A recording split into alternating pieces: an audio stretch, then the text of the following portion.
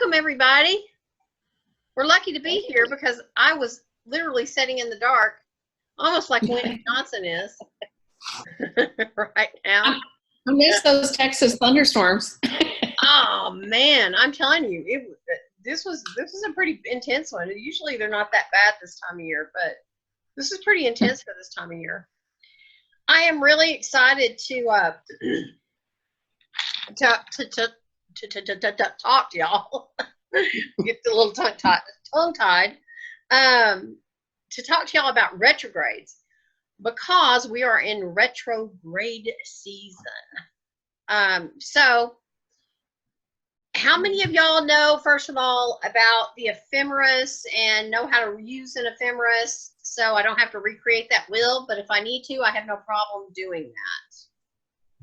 Just speak up. I know Dana does, so she doesn't have to speak up. Tracy, are you familiar with it? Yes, that's a thumb up. John, yes. Do you know about the ephemeris? The ephemeris, I'm somewhat familiar with it. Yes. Okay, we're going to show it then just a little bit, just because of yours. Martha, have you messed with I know about it. I don't. I'm not. Okay, and then Wendy's pretty new to the ephemeris too. Okay. This is where you really use an ephemeris, is when you're looking at retrogrades. Okay. And when you really want to, now there are free ones online, but when you're delving into a natal chart, okay, does anybody, so the difference between a natal chart reading or a forecast reading is that we're doing what Dana did today, which was a natal chart reading, explaining, which she did very well. Dana was in 102 and did a wonderful very first reading today with her first client, and it was badass. Thank you. Yes. Way to go, Dana. It was hard.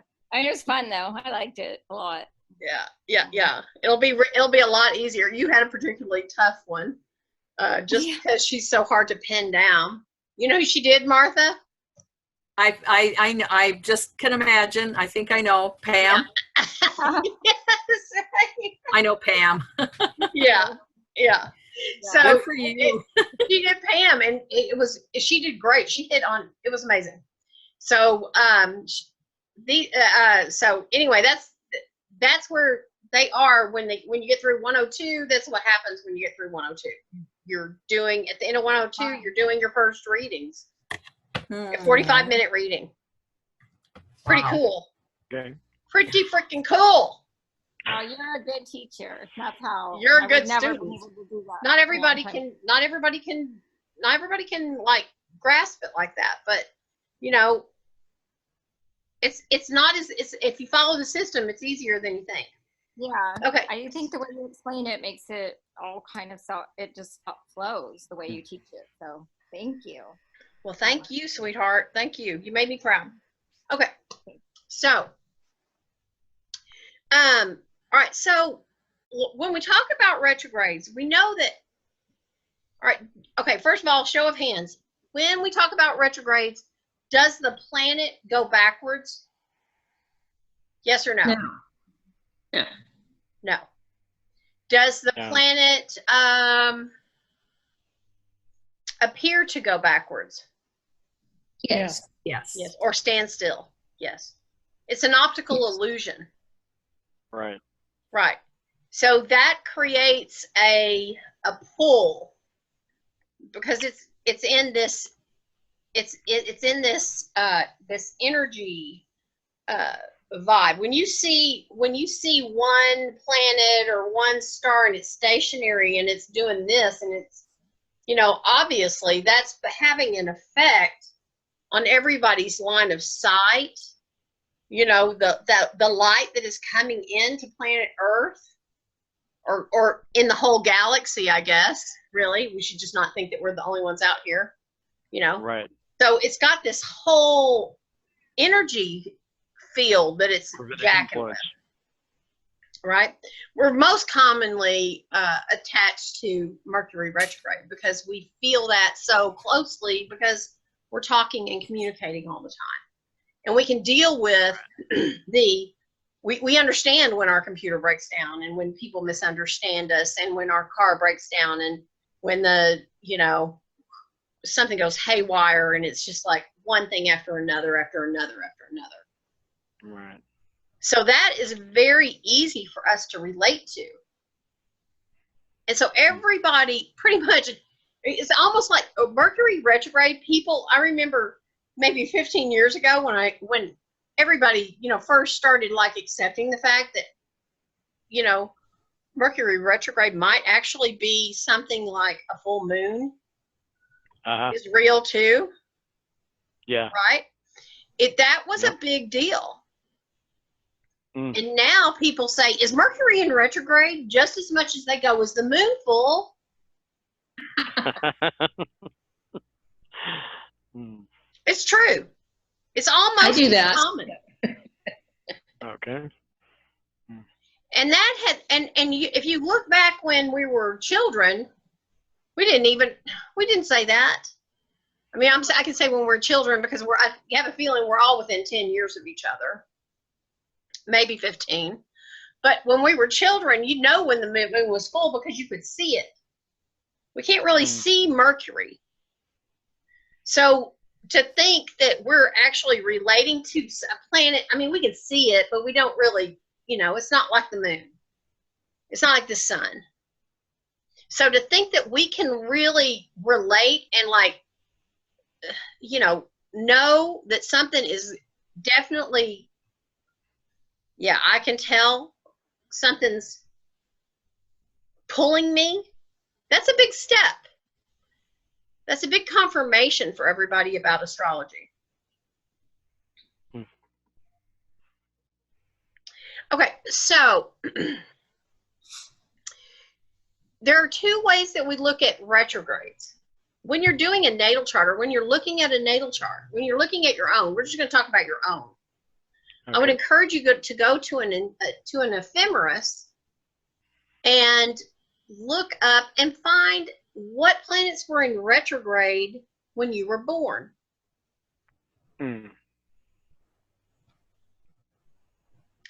Now, some planets, it's rare for them to be in retrograde. Those are going to be the personal planets. Personal planets are going to be Venus and Mars.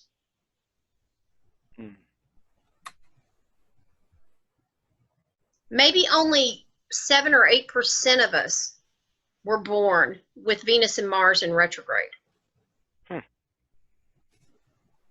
Then we go into Jupiter and Saturn. Those are transpersonal planets. That's going to have a little bit higher. Maybe I'm just gonna toss a number out there. Maybe 25% of us were born with Saturn, and I'm just throwing that out. I have no idea. But when you get to Uranus and Pluto and Neptune, those planets, you're talking about 40% of us were born with those planets in retrograde. That's very generational. Because those planets are so slow moving. When they're in retrograde for 5 months out of every year, 4 to 5.5 months out of every year. Okay, so that has a big influence on generations. On us personally, when they go into retrograde, they don't have that much of an influence. Right. Unless they are poorly aspected or positively aspected. Does everybody know what I mean when I say aspected? I don't even know if that's the correct word. An aspect. Refresh my memory, please. Okay, Yeah. An aspect is going to be like a square, a sextile, a trine. Right. The degree, where it's talking to one another. Yep. The 60 degree, the 90 degree would be a square. The trine would be 120 degrees. An opposition would be 180 degrees. Those are those red and blue lines, Martha, that are in the center of the chart. Okay. Okay? Yep. And a configuration is going to be You know, like if it's a grand trine or if it's a T-square. So when you really feel those is when they come into aspect with Right. one of your personal planets, like your sun, your moon, or your rising.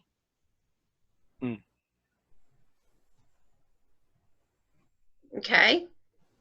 Okay. Does anybody have any questions so far?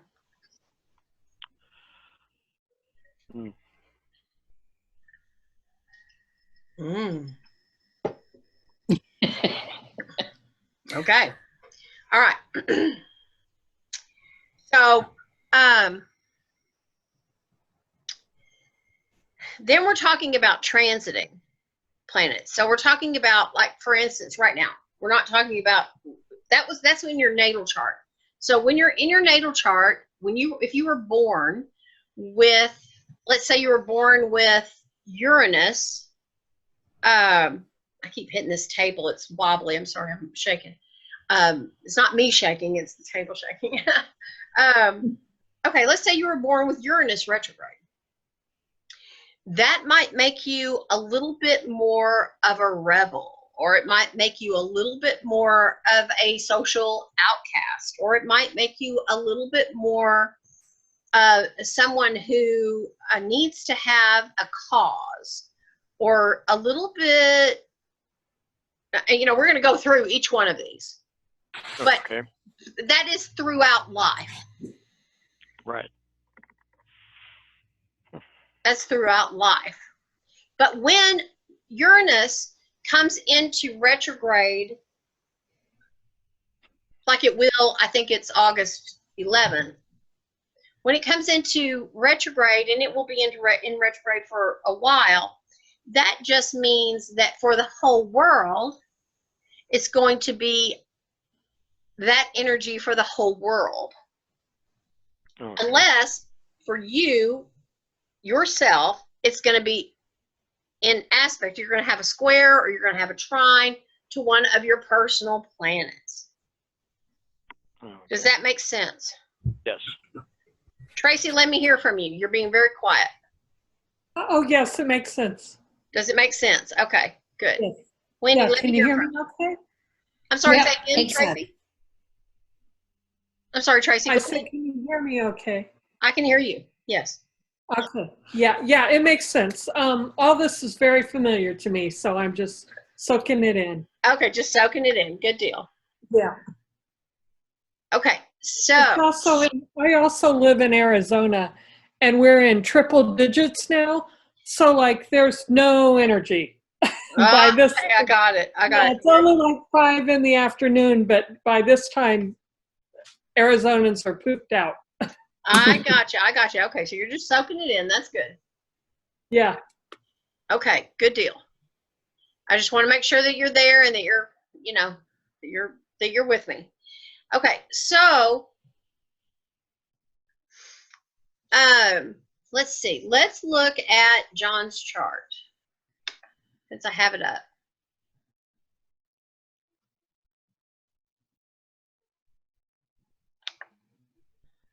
Let me share.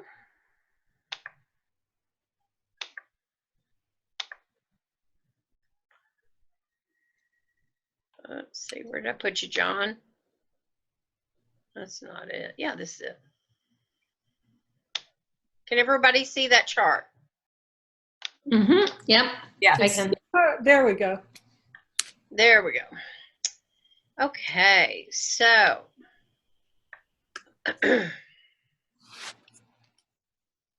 so right now, let's just kind of go, for those of you, I know a lot of you are beginners, so for some of you are not, but just to refresh those that are just now starting, these are our natal planets.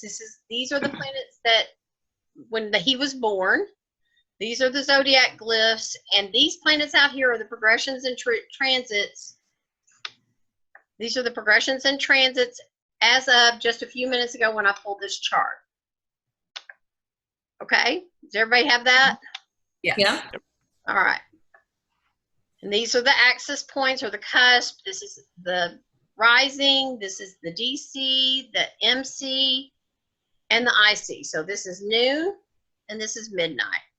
This is rising. This is what was to the east and this is what was to the west. Everything goes in a counterclockwise position with the exception of north node and south node, which you cannot see, which is going to be directly opposite. And it's going this direction. Okay? Anybody have any questions? Does he have a yod in his chart? Okay, if he didn't have this big cluster up here that was all conjunct, if it was just one planet, yes, they would have made it a yod. And yes, I would give him a yod. Okay. But and the reason I would give him a yod is because this is a moon. This is the moon, and we get 10 degrees from the moon to any planet to be conjunct. From the moon, the sun, or the rising. Good question, Wendy. So 5 degrees, 9 degrees, right? That's 4 degrees. So 5 degrees from here would be 9 degrees, right? So yes, that would be 10 degrees. So I would give him a yod, and this would all be the focal point.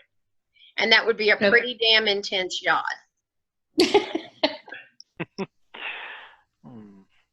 Has anybody ever told you you had a yod, John? No. That's because some people wouldn't give it to you. Okay. But I would give you a very intense yod, yes. Okay, and what exactly is a yod? Well, this class isn't about yods. This class is about retrogrades. All right, well. But a yod is term I'll just have to look up then. Yeah. It's called the finger of fate. Okay. And or the finger of God. And yes, you really do need to look it up. Okay. Yours is very intense because it's in the 8th house. And it involves this conjunction that is very generational. This Pluto Uranus generational thing that everybody had for a number of years because these planets move so slow. But your moon is right on top of this. Okay. Okay. So this is really very, very, very, and it's all in your 8th house. Okay. You can tell me what the 8th house represents. Okay, let's see. Sex, other people's money, psychological issues. Intense, passion, death, birth, taxes, big legacies, espionage, secrets, Oh, okay. ancestors, inheritance.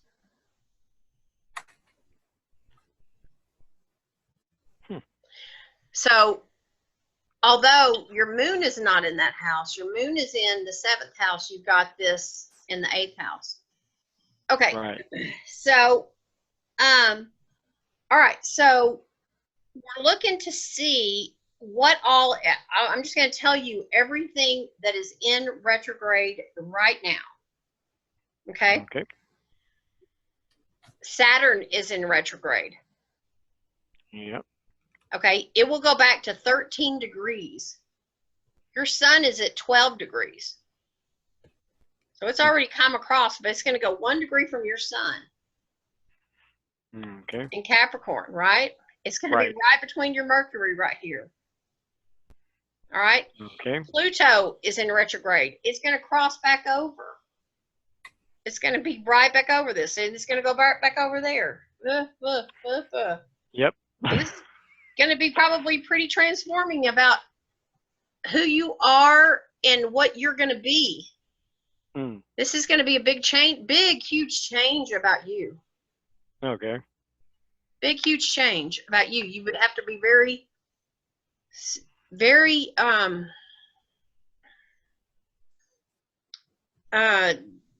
in my opinion, this is a very spiritual time for you, and you really need to be very yoked with whatever your spiritual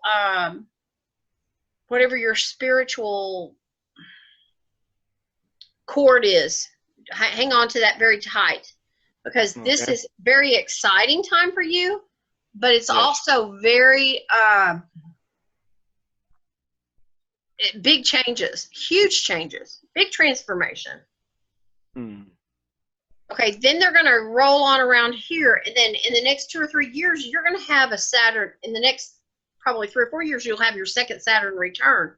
But these are both in retrograde.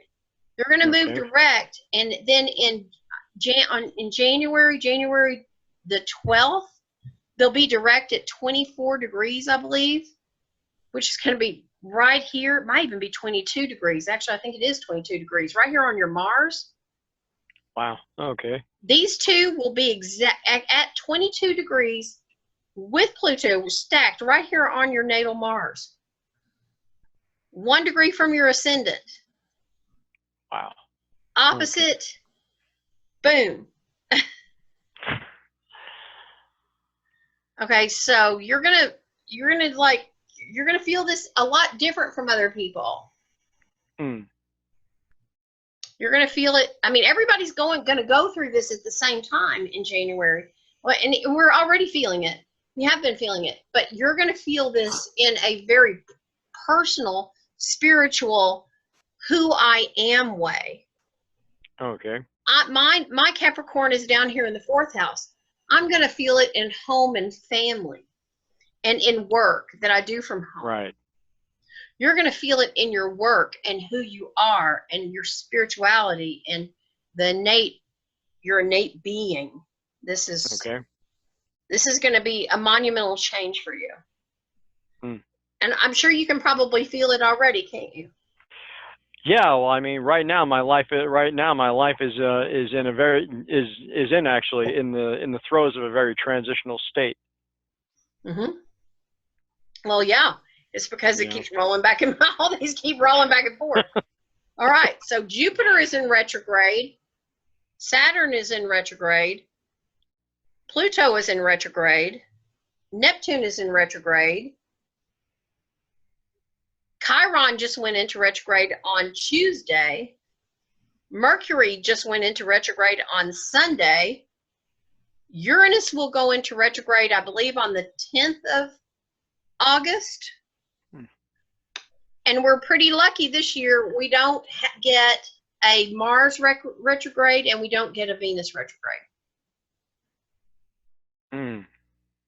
So we're saved. Last year we had all of them in retrograde.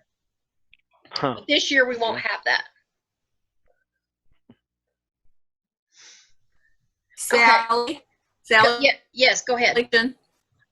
You're telling us that the planets around the outside in the transits and progressions, the red ones are retrograde, ones that are in red are no, not all. No, well, yeah, in this case, yeah, all of them are or will be. Yes. But that doesn't, in this case, I'm just looking at the transits and progression chart that I pulled up, but don't pay any attention to whether they're red or green. Makes no difference as to whether they are in retrograde or not. Okay, actually, so we see these little lines right here where my cursor is. Yes. If you know how to read these, it will tell you how far these are going to go back. So it will tell you that Uranus is going to come up here to this degree, and then it's going to go back to this degree. But they're very, very, very difficult to read. It's just kind of giving you an idea that, Neptune is going to move all the way back to this degree. When you see these little red lines up here, this is what that means. Okay. Okay. Tiny. So okay. Pluto's going to retrograde, and then it's going to come back, and then it's going to retrograde again. That's what these little tiny, tiny lines mean out here. Okay. Okay. And you're about to have your North Node return too, which means that, South Node is sitting over here with all this too. Your North Node is over here. So you're about to have some big, big stuff, man. Hmm. Big stuff. Stay present. Stay present. Nurture yourself. Take care of yourself. That's what I've been doing. Above everyone else, take care of yourself. That's the most important thing, taking care of yourself. No matter what the show looks like, no matter how big the shit show looks like, stay present. Yep. Seriously. Oh yeah, no, it's that's something it's funny because that's something that I came to a realization about several months ago. I just said to myself, I said, wait a minute, why am I sweating what everybody else thinks? It's right now what I've got to deal with is what's best for me. And yeah. Well, I have a feeling, because this is your progressed moon over here, and I have a feeling that maybe your progressed moon could have been somewhat of an activation for this yod. I would give you a yod. It also is activating this little semi trine here. So that's all good too. That's good. But with this comes a whole bunch of stuff. All right, so let me show y'all real quick what an ephemeris looks like.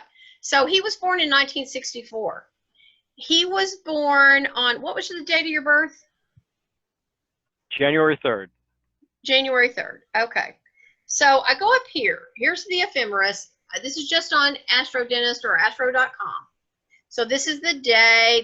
These are all the glyphs, right, for the asteroids or, the planets. Here you go. And then this is the day down here too.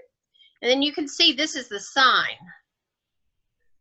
There you go. Okay, see this sign? This is Mercury. You could see that Mercury was in retrograde. See that R? He was born with Mercury in retrograde. Not a big deal.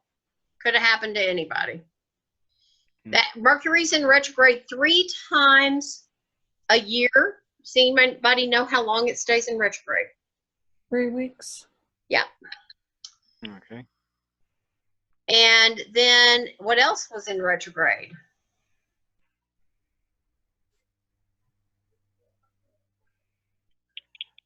Okay, it looks like Uranus. Yes. Pluto. Yes. And that's it, right? Let's see. Now we could look down here in the 3 and on the 3rd to see if it went anything went direct, but I already did. It was still, oh, look, North Node looks like it went retrograde too on the 3rd. Okay. Wow. Okay. Or is that South Node? I can't see. I don't have my glasses. I can't see. Can anybody else? I think that's North Node. Yeah. They're Okay. both North Nodes, so they must have a true and a mean on this ephemeris. Yeah, They're both North. Yeah. Yeah. Okay. Okay. So yeah. So there you go. You had quite a few things in retrograde at that time. So you want to kind of just explore those. If you still have questions, it's not necessary to look at every single thing. Where this really comes in handy is when you're doing troubled youth or people that are having hard times letting go, like they're still asking questions about their past. They still have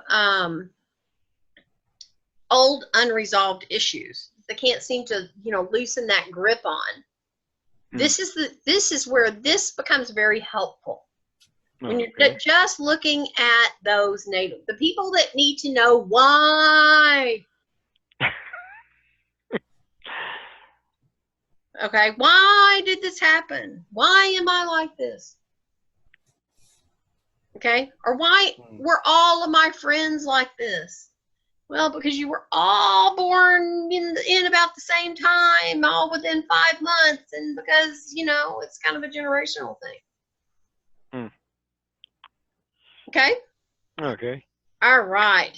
So let's get into some specifics. I'm going to unshare my screen.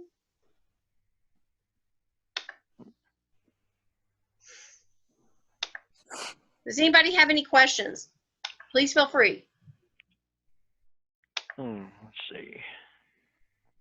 I was just wondering, it seemed like, you know, the only R I saw on the third of the ephemeris was there was only one on that north node.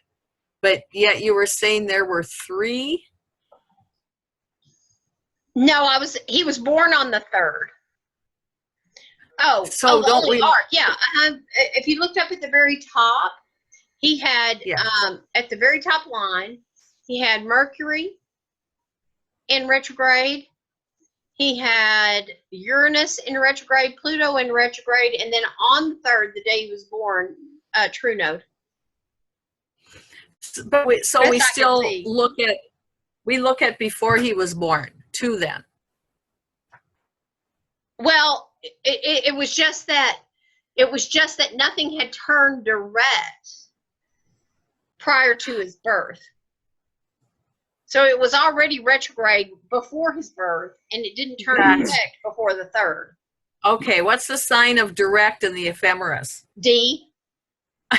Really? Okay. Well, and you can look at the numbers too. You know, you can look at the degrees too. So you'll Okay. see it like Uranus goes 17, 17, 17, 16, 16, 16, 16, 15, 15. You know, it's digressing, and then all of a sudden it starts going 16, 16, 15, 15, 15. So you look at the direction of the degrees. Okay. Okay. Okay. Yep. All right. Give me just a second, you guys. My document here, the power went out. I guess it just kind of went. It disappeared on me. Feature that.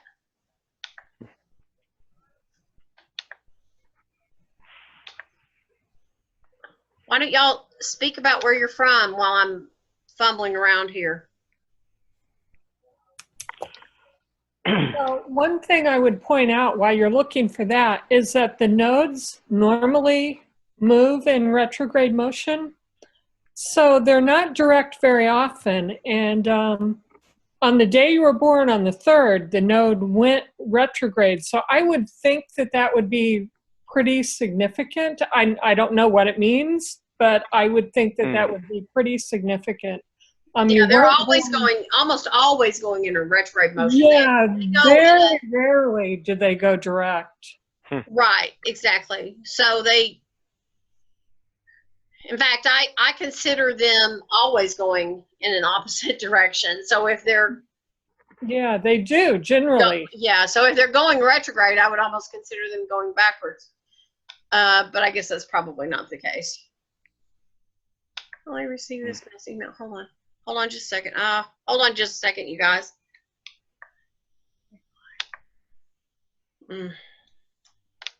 Hold on just a second, you guys. I gotta get somebody on. Give me just a second.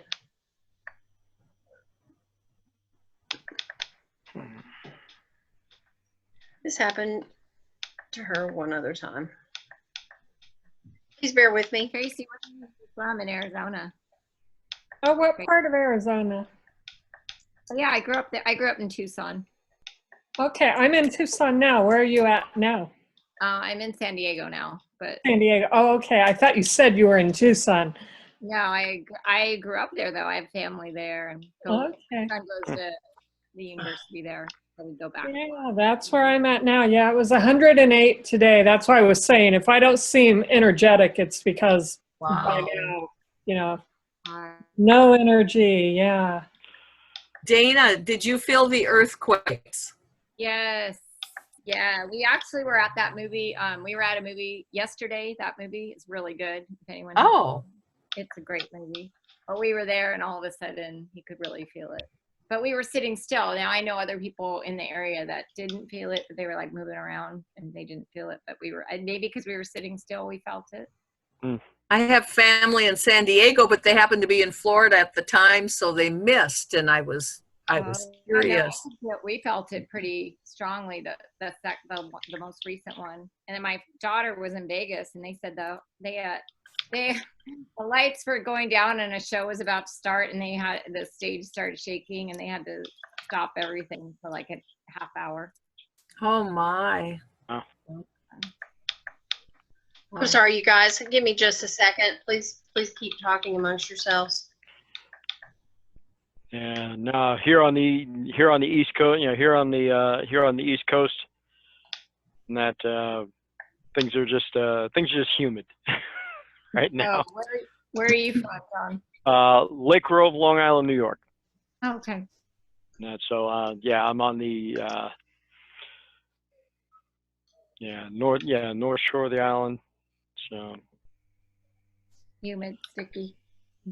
yes. I'm from Minnesota, and it was 75 degrees today. Wow.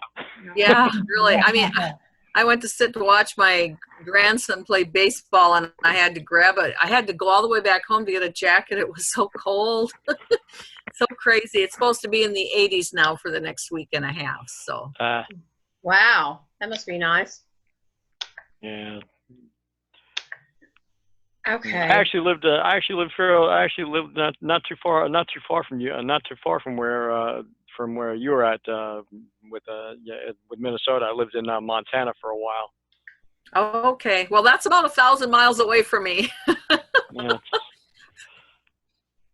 I've got sisters out in Montana too, so I think it's about 1,000 miles. Well, you know what?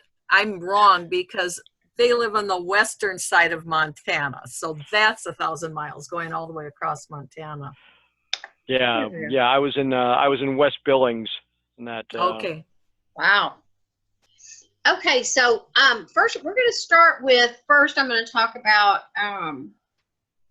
We're just going to talk about Venus and Mars, right? Okay. Just not. We're just going to talk about. Basically, we're not going to hit on them very, very much because we're lucky this year. We get a pass. We don't have them going into retrograde this year. But when Mars is in retrograde, this is really the least frequent retrograde that we have. Venus spends the least amount of time actually in retrograde. Then, so Venus, we'll talk about Venus first. Spends the least amount of time in retrograde, and it happens about maybe every 17, 18 months. And it happens for approximately 41, 42 days. Okay. And inevitably, when something comes up with Venus is the planet of love, money, and beauty, culture, art. So that's the things that tend to dry up and kind of shrivel up and, get a little toasty. So basically the season of writer's block. Yeah, kind of, yes. Exactly. You're not going to be feeling really artistic, not going to be feeling really lovey-dovey, maybe having some love problems. Money may seem to not be flowing well. In relationships, you can run into some huge stumbling blocks at that time. So if you want to prove this to yourself, you might want to look and see when the last big relationship blow up you had was. And or when go back and see when you had a square, or maybe Venus was in retrograde. Okay. I know. I definitely know. I definitely know my last. The ending of my last relationship. Was a Venus retrograde. Was it? Yep. Yeah. I know several people that broke out last year during that Venus retrograde. There was a big do-si-do there. I can't remember. Was it, I think Venus came out of retrograde and Mars went in or something.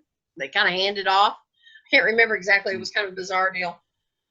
So you would look at the date of your, like the time frame, maybe it was June to, like, what if you remember, like, I know that summer of 2015 or something like that, then you would go back to 2015. Yes, exactly. And then just look at see Venus. what was going on. Right.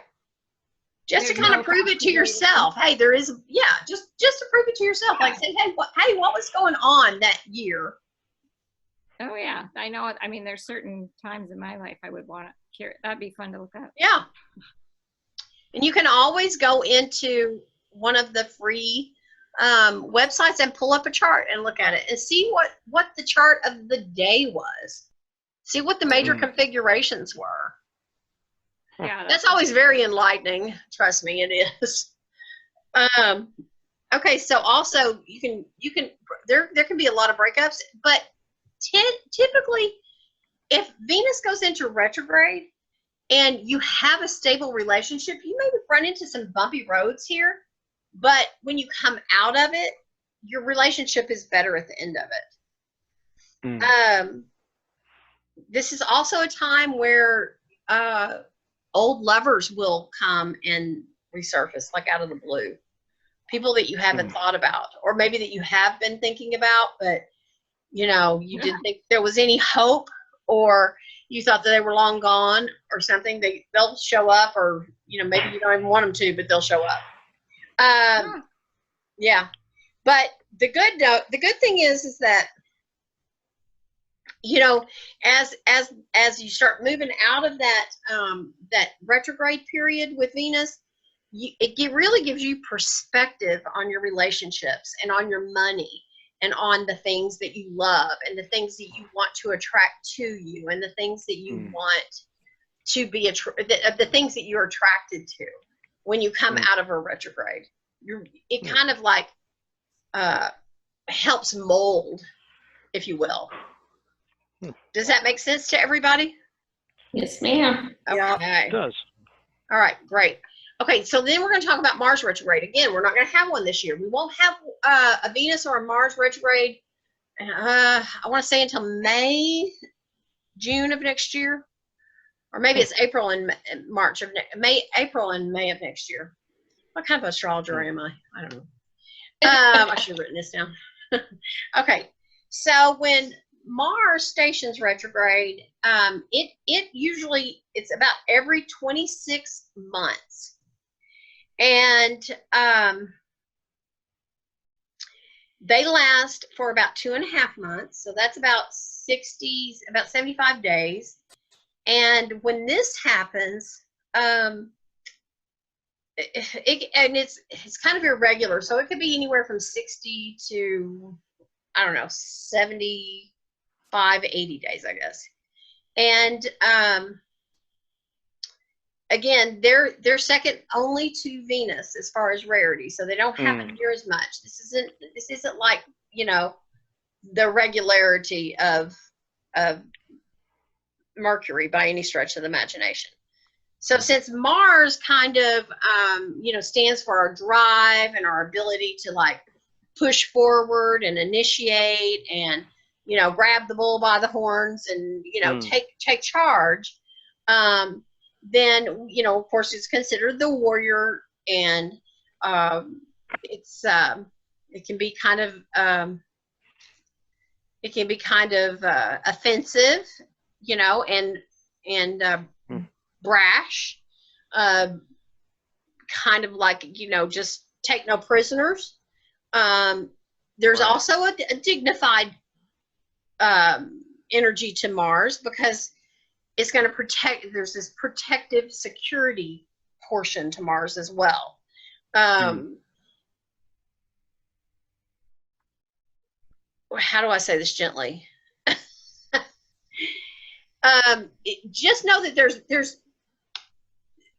with Mars retrograde, there's a lot more. It's not as soft as the Venus retrograde.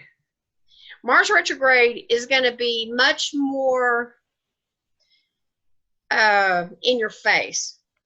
So this is more of a psychological thing going on. It's not going to be about partnerships. It's going to be about you. It's going to be about that other person and this adversarial thing. More arguments, Right. more confrontation, more, head butting. It's going to be self against self. So Mars can be really ruthless, and it can bring out that in you. It can bring out that in others. It can be very it can be very traumatizing, actually. And specifically when it gets calculated and ready to win at all cost, particularly when it is in a competitive mode. Okay, so this is something that you really have to kind of just be very, very, very conscientious of. Where this is going to show up is where you're at. Remember, anytime this is going to show up is, what do you have aspect. If you've got a trine to one of your personal planets, that's great. If you've got, if it's coming up on one of your, if you've got, what house is it in for you? Right. Where is it located on your natal chart? That's all going to make a big difference in you specifically as to where it's going to actually show up. If it's showing up in the 10th house, it might have something to do with your career. If it's showing up in the 7th house, it's going to have something to do with your relationships, your partnerships, your marriage. It has something to do with, the 11th. If it's in the 11th house, it's going to have something to do with your social alliances. Does anybody have any questions? No. Okay. All right. So next we're going to step into Jupiter. Okay. So Jupiter is in retrograde. It went into retrograde on April 10th, and it will stay in retrograde until August 11th.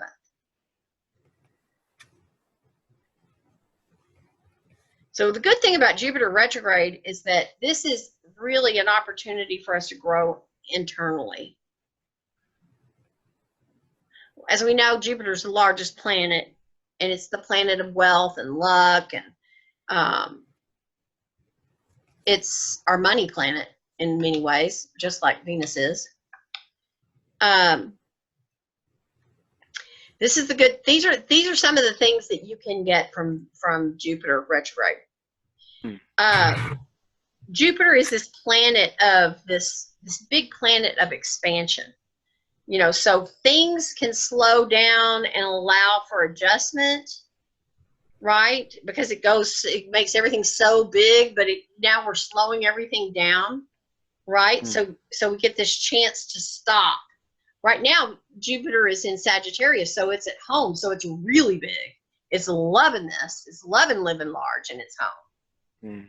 But when you have it in Jupiter, and when you have Jupiter in Sagittarius, it's even bigger and more boisterous. But when it's in retrograde, it pulls back a little bit, and it starts thinking, okay, how can I be bigger and more expansive inside? Retrograde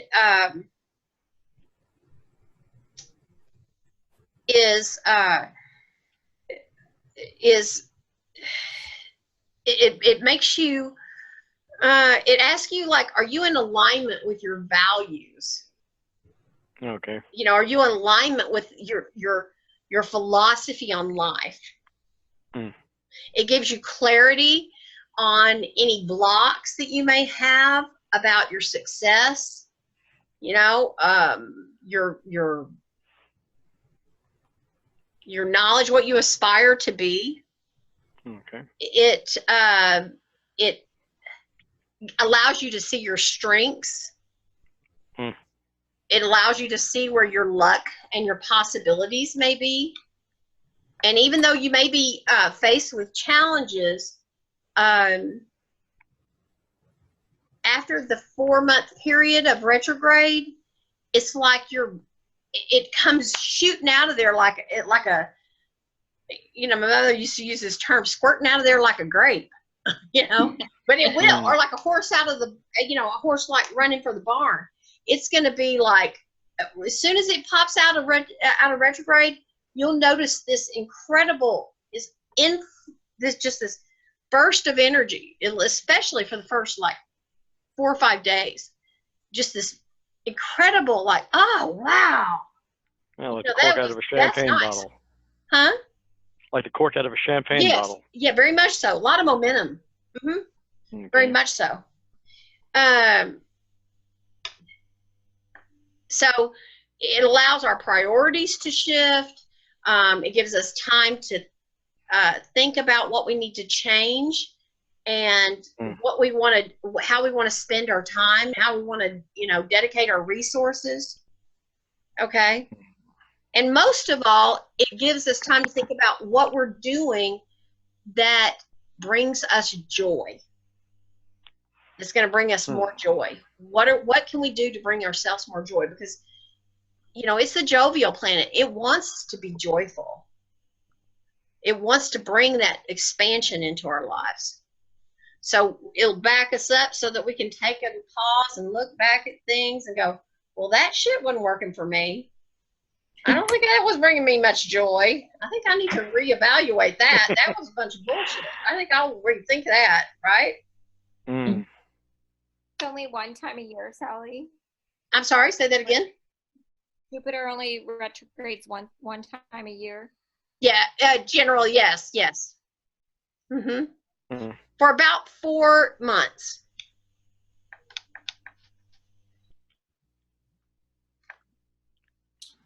So here's some things that you can do. One, you just really need to know that you need to really trust in whatever God is for you. That everything is happening in perfect timing. In general, this is what you need to do with all retrograde, everything, you know, to stay present and just know that the perfect timing is happening. But that will serve you through all this retrograde stuff. But with Jupiter retrograde, know also that your ideas are they're going to be flowing with you. During a retrograde period. You'll have lots of ideas, but you're going to forget them because you'll have so many of them. They're going to be abundant. So write them down. Okay. And then also, you'll want to take a look at what you truly value. Look at what you value from a spiritual standpoint, from a monetary standpoint, from a experiential. You know, what do I value? I want this kind of experience out of life. Right. I don't want to, you know, I don't really want to spend the rest of my life just, you know, half-assing it. I want to really go for the gusto. Or I really want to spend the rest of my life in my little cottage by the sea, or, you know, in my hometown, attending to my home church, you know, and that is fine with me. Whatever it is that makes you happy, whatever your experience is, whatever you value the most. Okay? And then also pay attention to how you are blocking success, and make sure that you're not just sitting on the sidelines of life. Right. Okay? Don't be a bump on the pickle, man. Get out there and do something. Always have an attitude of gratitude with Jupiter. Okay? Watch your money and your resources anytime Jupiter is in retrograde, because you will overspend, and you're also going to have extra expenses that are unexpected. Because there's so much energy coming in from this, because anytime a planet goes retrograde, it's stronger in the energy. Right. You're going to have more, you're just going to have more energy there. You're going to have more money. You're going to spend more money, obviously. You're going to feel like spending more money because you're going to be, you know, you're just going to be in that It's going to expansive be overly state. enthusiastic. Yes. And it doesn't mean that you're going to have bad luck. It's just going to mean that you'll tend to overdo it. Okay. It also means you could be lucky as well, but just be really conscientious of that. And also, it's a great time to kind of clean up your act, do some detoxing. You know, clean up the way you eat, clean up your house, clean up if you've been acting selfishly or not taking care of yourself. You know, just clean up your mind, your body, your everything. Just clean it all up. And I will tell you that when Mercury is in retrograde, you will tend to gain more weight, and you will, if you have an addiction, it will take a hold of you. Are you talking Mercury or Jupiter? I'm sorry, Jupiter. Sorry, Jupiter retrograde. Okay. And when Jupiter is in retrograde, you will be tested. You'll just be tested. That's just what happens. Jupiter makes you feel like you can do anything. It makes you feel so powerful, just like Mars does. Okay? So when it's in retrograde, you will kind of tend to second guess yourselves. Just know that it's okay to have doubts. Even if it's about your biggest dreams, these are just kind of tests to see how important those dreams really are. Just don't throw the baby out with the bathwater. Don't throw your dreams out just because you're having doubts. Okay? Jupiter's going to help you identify your unique gifts, what your soul purpose is, and let's see. Just write everything down because you'll forget it because they're just you've got one more month to revel in this energy. Okay, one more month to take advantage of this. So write all your ideas down and soak it up. Okay, make the most out of these things. All right, I'm going to vote that we all take a little 5-minute break, and then I will be right back. Good for everybody? Yep. All right.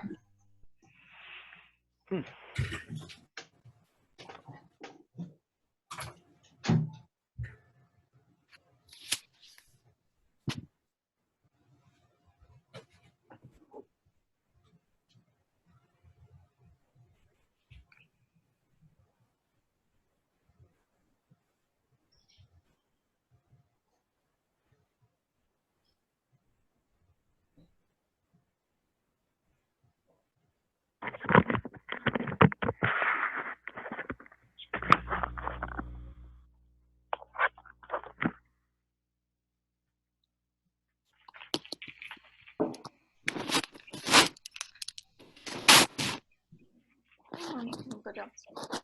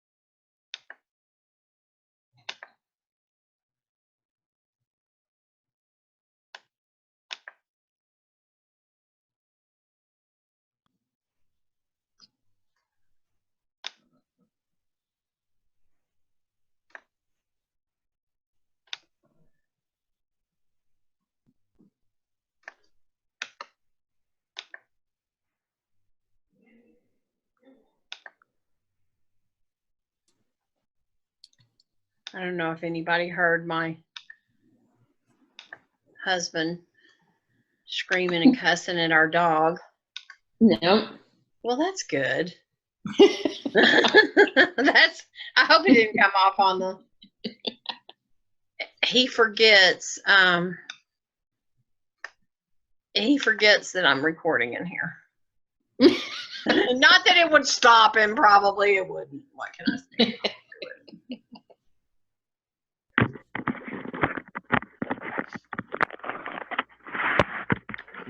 Let's see who all is here. Alrighty. Let's see where everybody is.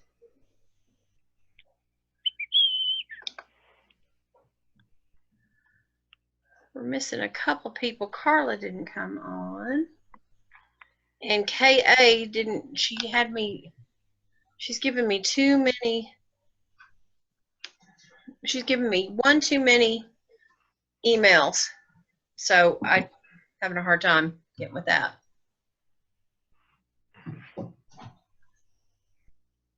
I locked the dog in the bathroom today.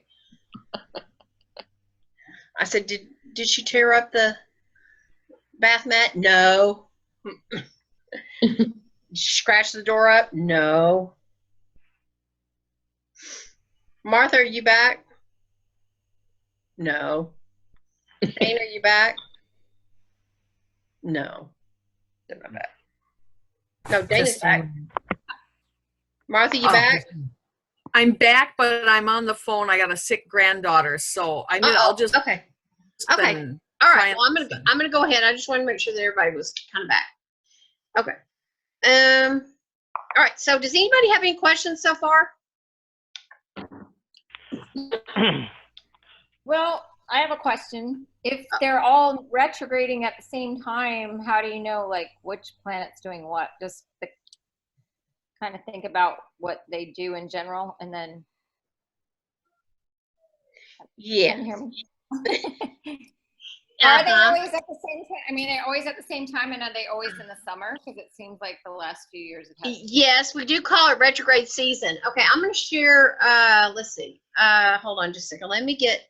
And I'm going to tell you a couple other things that make this kind of even more intense than normal. Okay. And it has been for a few years, which is probably why we have everybody kind of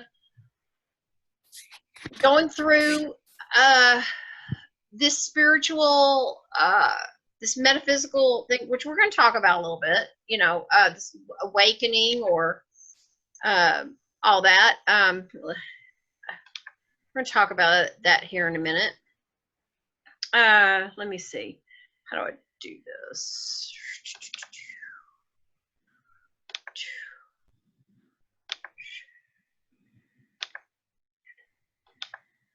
Okay, so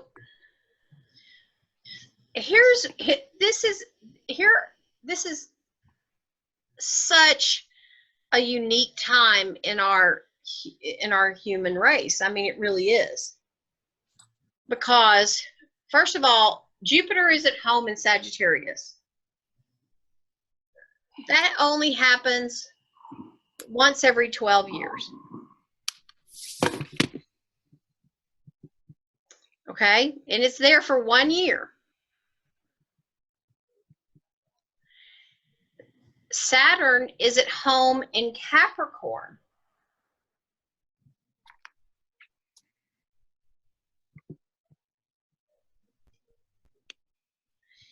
Okay, so Saturn's at home in Capricorn, and it takes a little less than 29 years. It's about 28 2/3 years for it to return to orbit.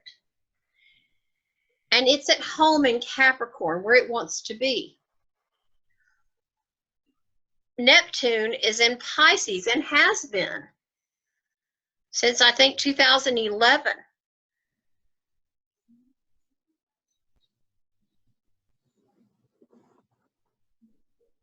Wow. So these things are monumental. that we've got this many planets at home in their home sign. Aside from Uranus being in Taurus, which hasn't been in that planet since that sign since 1935. Pluto being in Capricorn, so close to Saturn, which hasn't happened in a gazillion years. So this is making all of this energy super, we're making a big super stew right now. A big super stew of enlightenment, in my opinion.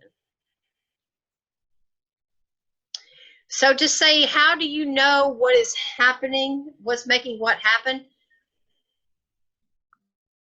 You don't. You just kind of like, you have to look at your chart and pick it out individually and know the energy of the planets. If you know the energy of the planets and what's going on day to day, then you'll be okay. Is Tracy still here? Yeah, she's still here. Okay. Yeah, I'm still here. Okay. Okay, so learn the energy of the planets, learn what they're doing, learn the relationship to them in your chart, or, you know, if you're teaching or you're reading, then of course you want to do that anyway. But okay, any questions? Nope. Okay, and yes, there is a retrograde season. A lot of them go into retrograde go into retrograde in the summer lately, but not always, because we were just talking about Uranus and Pluto being in retrograde when John was born in 64.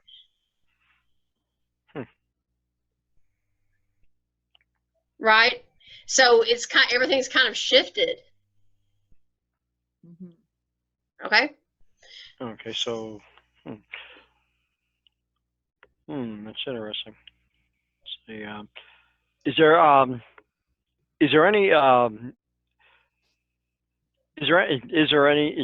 any definitive chronological interval that they would shift like that? No, if you look, this is where ephemeris are. You know, everybody should have several ephemeris actually. The American is probably the best, and get a couple of them, a couple of different versions. But it's very interesting to look at major shifts, like even if you go from like the generations, like the millennials to the baby boomers to the millennials to the da-da to the da-da, and look at the shifts of what was in retrograde, say from let's go from like 1950 to 1955, and then go from 1960 to 1965 and see what was in retrograde, and then go from 1970 to 1975. Like pick a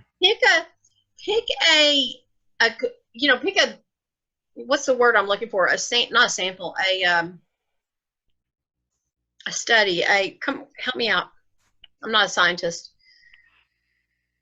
I know what I'm trying to say. A summary. You want to like a quantifier. Something Okay. that, something that select something. Like start with your birthday and the people around you. Okay, like, do you have brothers, John? Brothers and sisters? I have a sister. And is she older? Born. She's actually younger. Born same month, same day, 10 years apart. Wow. Same month, same day. There's some karma in that. So that would be a good one to look. That would be the one I would start with. Okay. Okay. I would look at the difference between what happened within that 10-year span and then you'll be able to see that cycle of where things started changing. Okay. Yep. Okay. Okay. So, all right. Get back to my notes. Is everybody having a good time? Yeah. Absolutely, yes. Yes. Yes. Okay. I hope that you'll speak up and ask questions. All right. So let's go to Saturn.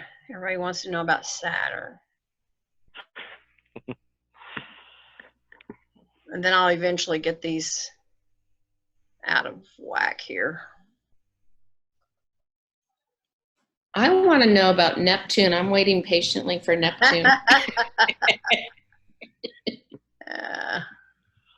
Okay. Starting to hear thunder again. Okay, we're going to talk a little bit about Chiron too. All right, so Saturn retrograde. This is very important right now. I want to get to this one if I don't get to anything else because of this Pluto conjunction right now. Because Saturn's at home in Capricorn because we've got this Pluto conjunction. And everybody knows about the Pluto conjunction? Yes or no? Yes. Oh. Kind of. Okay, so Pluto we know is Not planet of in- yeah. I'm sorry, go ahead. Please.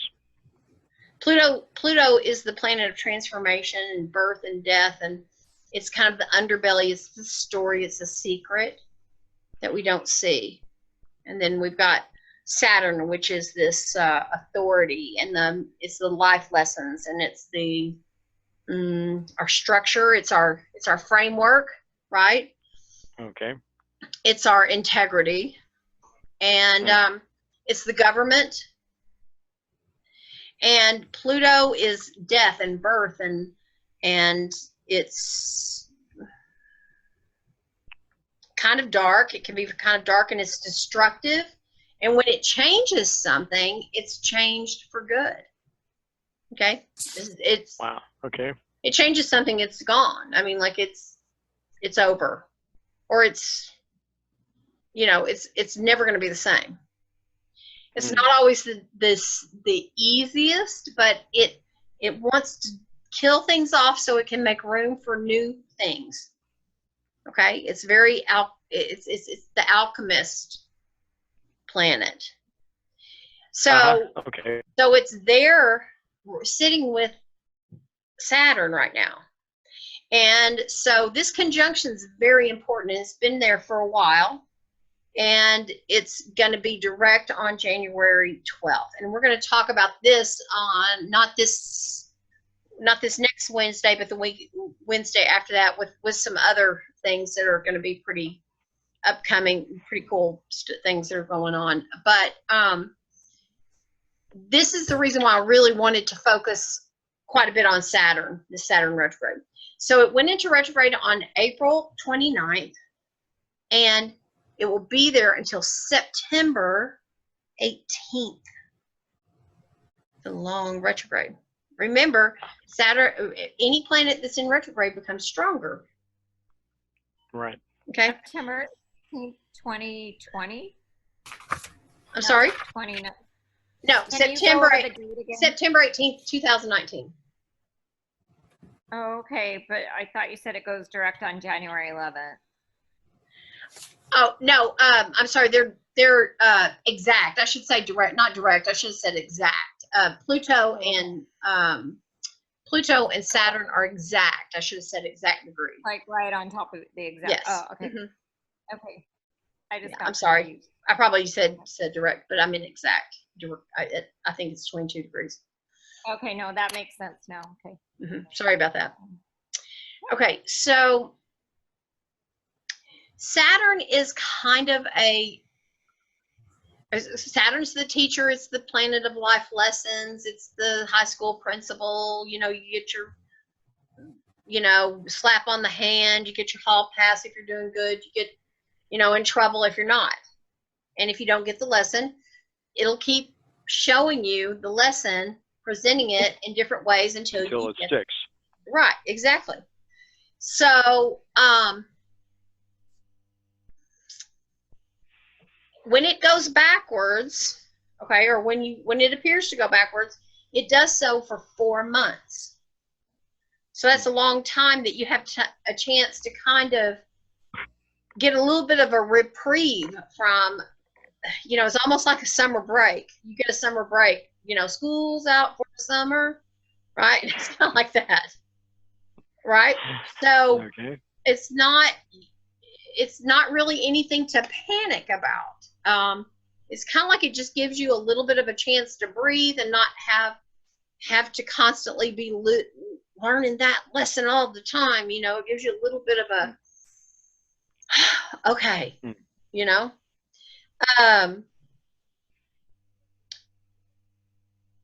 Saturn retrograde can be really a good thing because it can help you reorganize, and it can help you recommit to things that you've let go by the wayside. So it can really turn things around. That things that you've lost interest in, that you really wanted to finish at one point, you can get that interest back. You know, you'll get a new set of juice for it.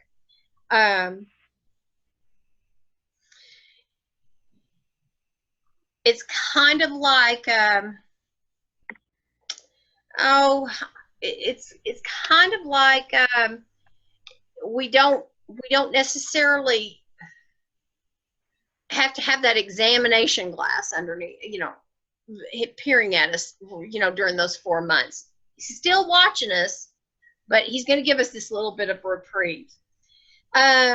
Okay, so we're going to have, you know, at the end of this, we're going to be reminded, what were you doing over summer break? Now, are you ready to go back to work? So it's going to remind us that, you know, you have to, it's kind of almost a karmic thing. You have to learn your lessons, or you're going to have to keep doing this over and over and over again. Now, how much pain am I going to have to, how much pain are you going to afflict on yourself in order to learn this lesson? Are you going to get it this time? No, you didn't get it that time? Okay, well, the next time it's going to be a little bit stronger. Okay, you didn't get it that time? Well, okay, then next we're going to try it this way this time. And it may hurt a little bit more this time. You didn't get it that time? Okay, well, we're going to try it this way this time. Now, this time we're going to edit. It's going to be we're going to turn up the volume a little bit more. So you get this reprieve, but when it comes out of the chutes too. Every time something comes out of a retrograde and it goes direct, you're going to feel it. Okay? So just be prepared for whatever you're not taking care of during these retrograde things. Don't rest totally back on your laurels. Really use it to look at what you need to work on. Does that make sense? Yep. Okay. This can really show up when you're stuck in a particular, like a relationship, bad relationships, work relationships that are not working, a job that's not working, a position that's not working. It can also show up with your bones, your teeth. If you haven't been taking care of your body, particularly with bones and teeth, so you want to watch that. Right.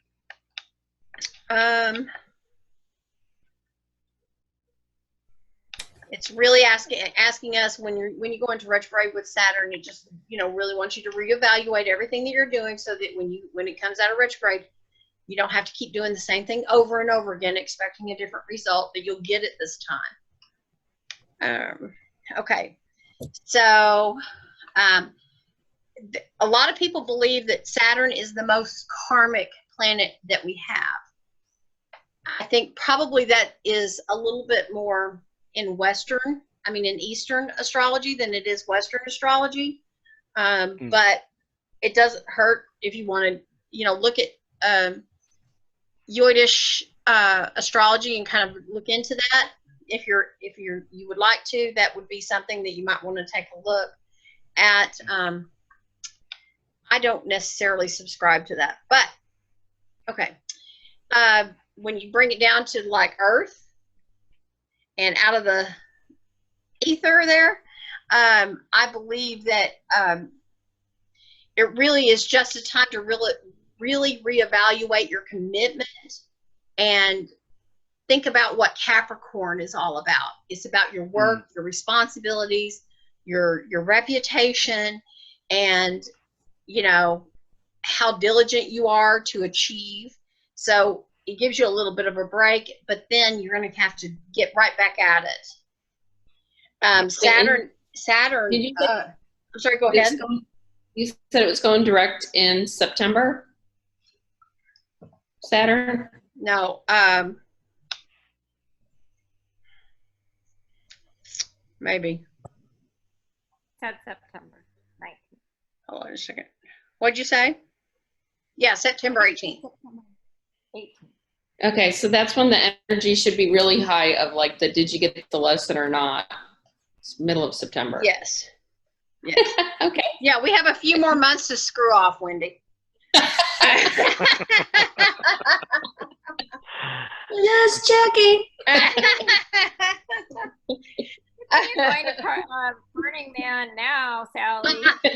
I know, right? Yeah. I know it. Oh my gosh, I should show y'all this whole table back here that we've got of this crap that we're taking to Burning Man. Yes, That I we're wanna getting see ready. it all. It's so ridiculous. Okay. Okay. So, let's see. What else do I want to tell y'all? I'm looking through this. Already spoken about a lot of this stuff.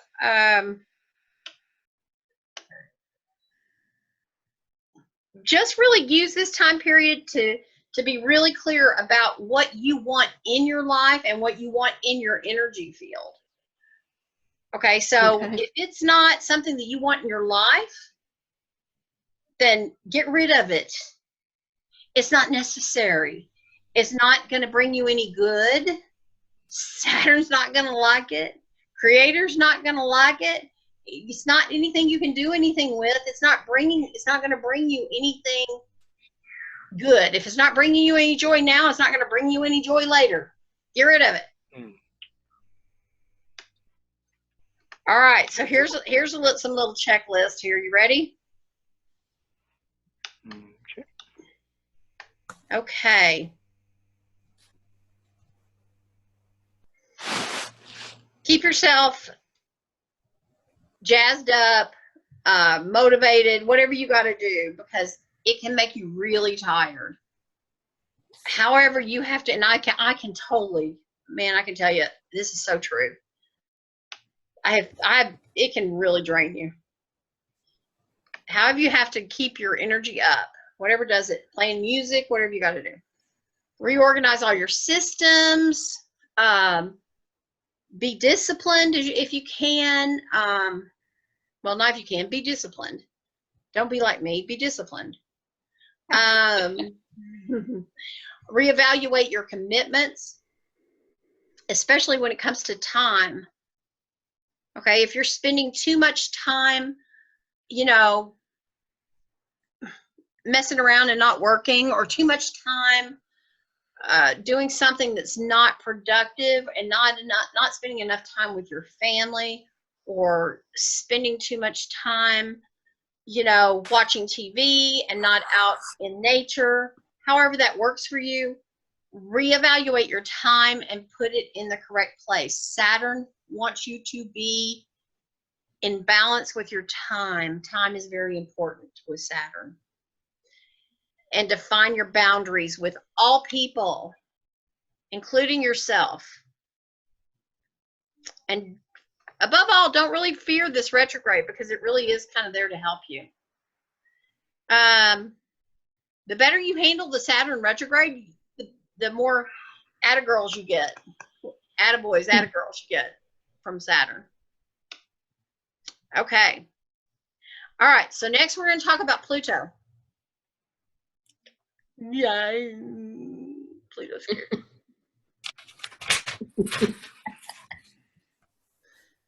Okay, Pluto. Pluto's retrograde started April 24th, and it's in Capricorn, and it ends on October 3rd.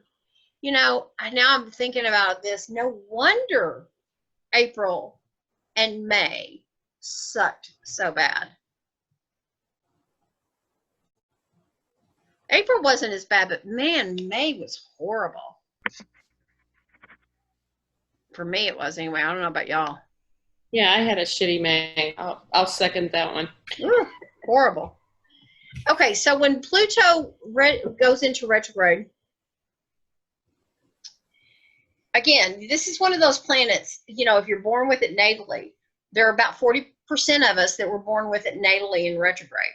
So that means that, you know, like if you were born with it natally, then you may have hard time transforming things due to a fear of like, you know, letting go of people or letting go of a situation.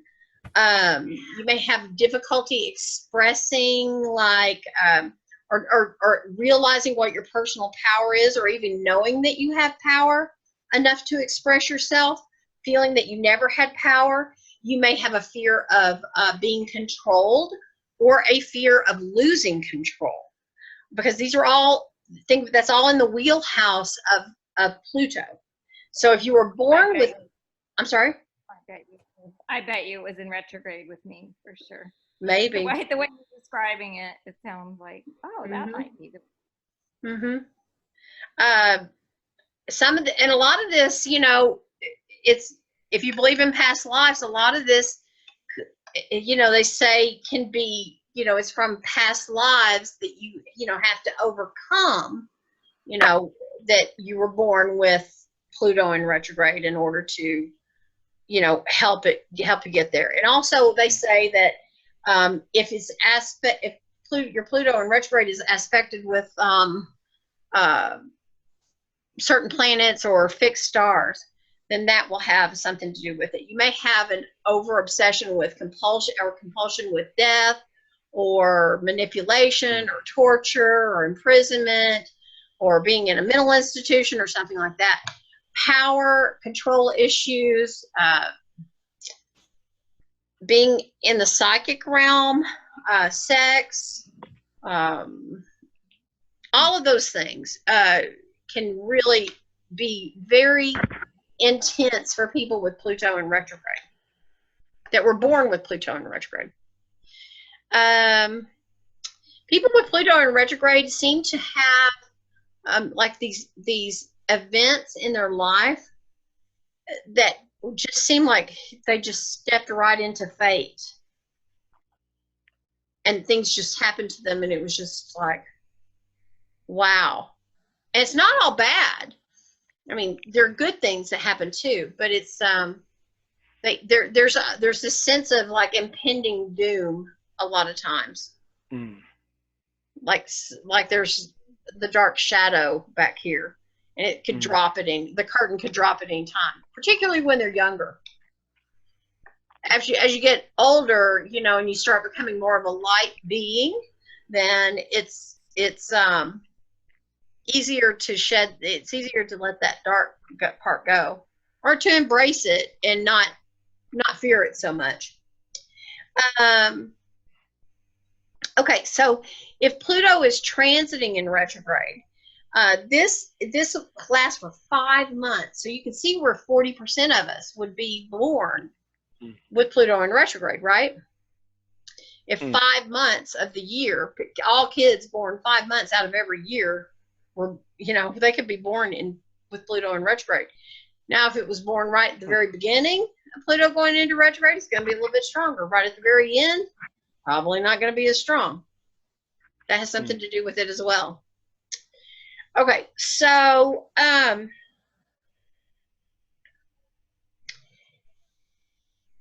let's see.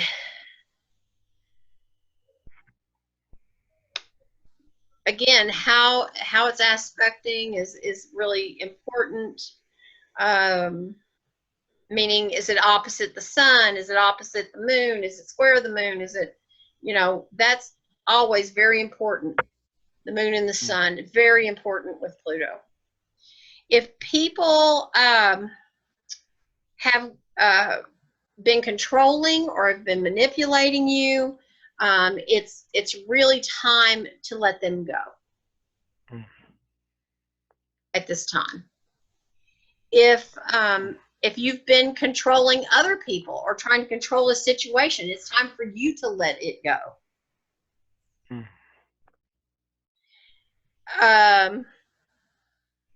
Otherwise, these events are just going to keep happening over and over again until they're reinforced to the point where you know it's inevitable.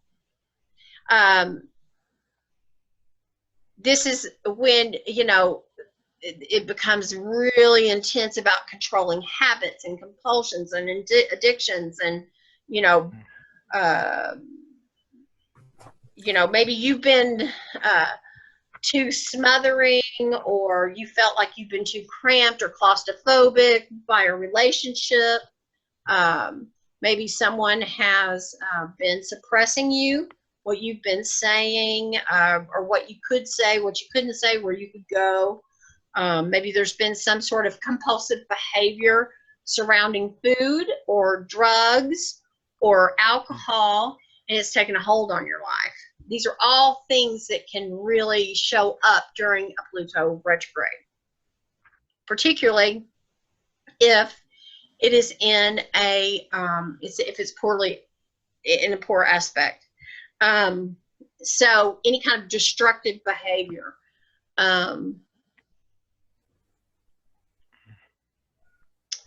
And this may be the time that you would pick something very extreme, like going cold turkey or severe detox or something like that during a retrograde also.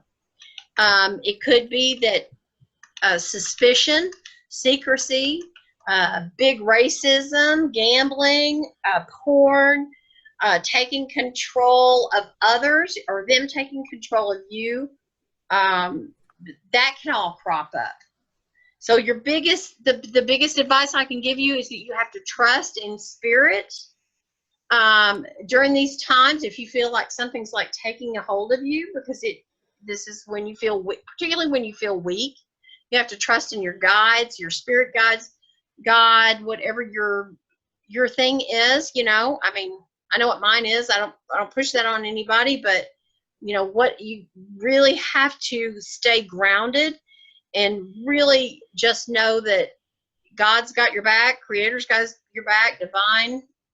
Ask for it, and just know that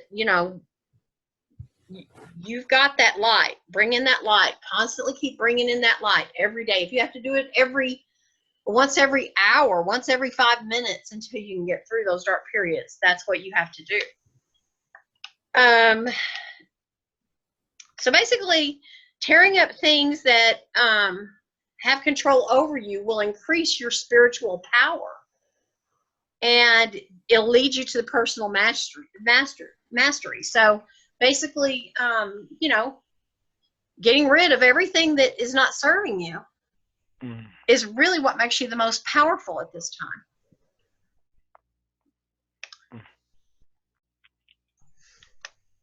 All right, so see if there's so this Saturn-Pluto conjunction means that hard work, serious business, is going to require patience. You're going to face extra responsibilities. You're going to need extra time, resources to get the job done. And you're going to experience loss and hardship and disappointment. But you're going to learn a ton as you go through all these changes, because there's going to be lots and lots and lots of changes. Where this is really going to show up is in our government, most likely, in our bank systems and things like that. Where we're going to really see it is going to be in immoral, unethical behavior. So, above all, be aligned with your highest self. Don't do anything that is off the charts. You just know morally it's not aligned with who you are. Don't do it, because it's going to backfire. It's going to smack you right upside the head. Don't break the law, because it's not going to. Don't do it. It's going to be wrong. I need to go tell my husband this. We are going to Burning Man.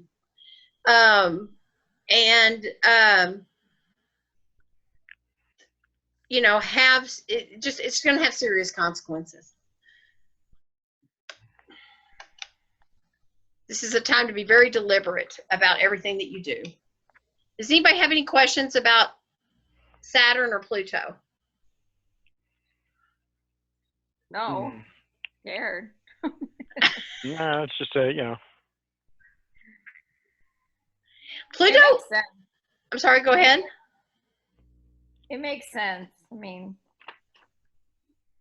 those two working together. You know, ultimately it's really good because it's gonna be so much bigger than what we are. You know, there's so much, you know, there's so much for personally on our little level, you know. I mean, something needs to be changed. We all know that.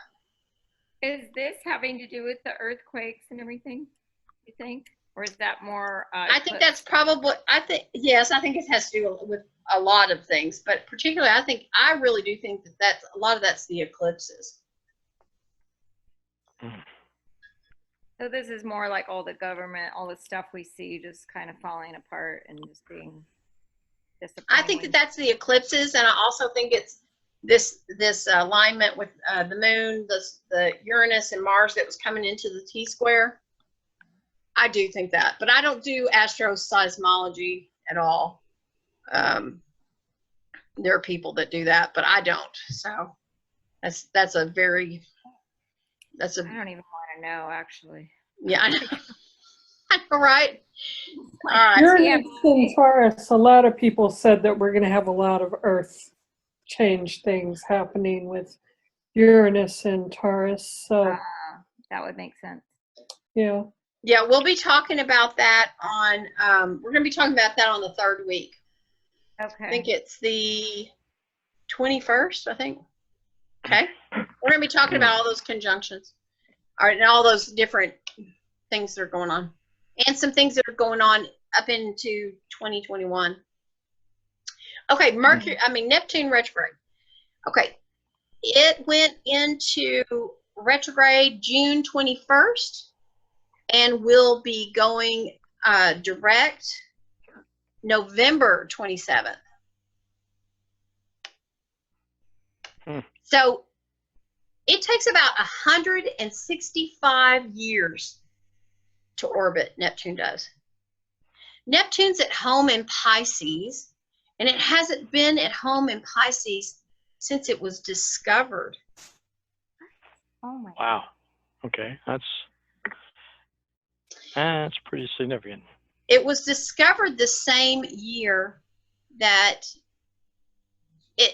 film and cameras were invented, and it rules illusions and magic and mystic and imagery, right? So, keeping that in mind, it moves very, very slow. The only thing that moves a little bit slower is Pluto. Pluto actually takes 240 some odd years. And if you want to, I didn't bring this up, but in 2021, America will have its Pluto return.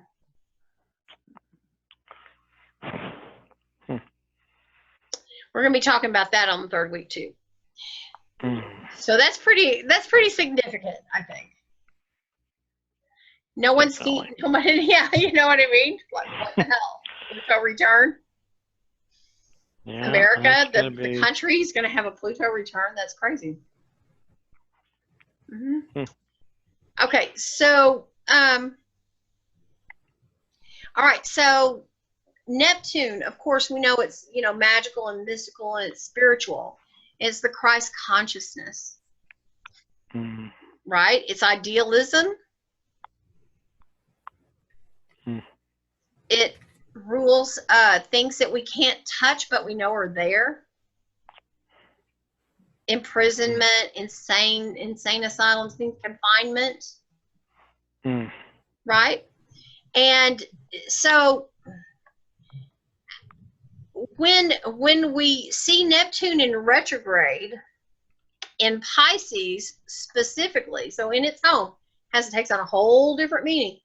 All right, when it's of all the water signs, Pisces is the most fluid.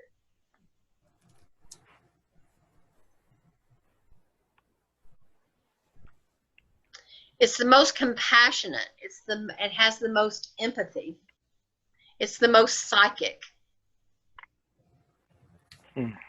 It's the most spiritual. It is the sign of healers and artists.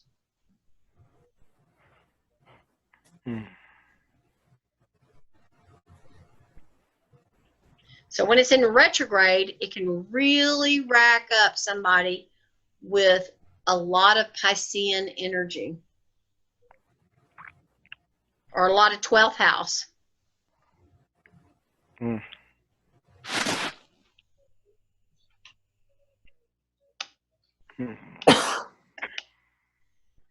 it affect them positively with them having psychic experiences, or like in a good way, or is it gonna mess with them? Or how would that affect them? All of the above. And it depends on the person. And it depends on on the path that they're taking and where they are on their path. Right. Like if they've embraced it and they are I mean, there's a lot of people who are afraid of that, I would think, of their I know, especially when people have those awakenings or when they have the psychic. I mean, I know people that they think they're going crazy a little bit when that happens until they figure it out, you know? I mean, okay, so my sister, so just to kind of give you an idea, my sister had her sun on her midheaven point. She was Pisces midheaven. She had a stellium midheaven. And she had a yod pointing to her sun. And she was diagnosed with cancer, and it came back the year that the breast cancer, and it came back the year that Neptune came into Pisces. And she definitely went crazy. So I think it was but she also did she go crazy? She was on another level. I'll say that. She was on another level. It's hard to say what she was crazy with because she had, she was taking drugs and stuff, but she was on a different place. She was in a different place. So I don't know that she was crazy. I shouldn't say that. But 2 years later, she died. So I think she just couldn't handle it.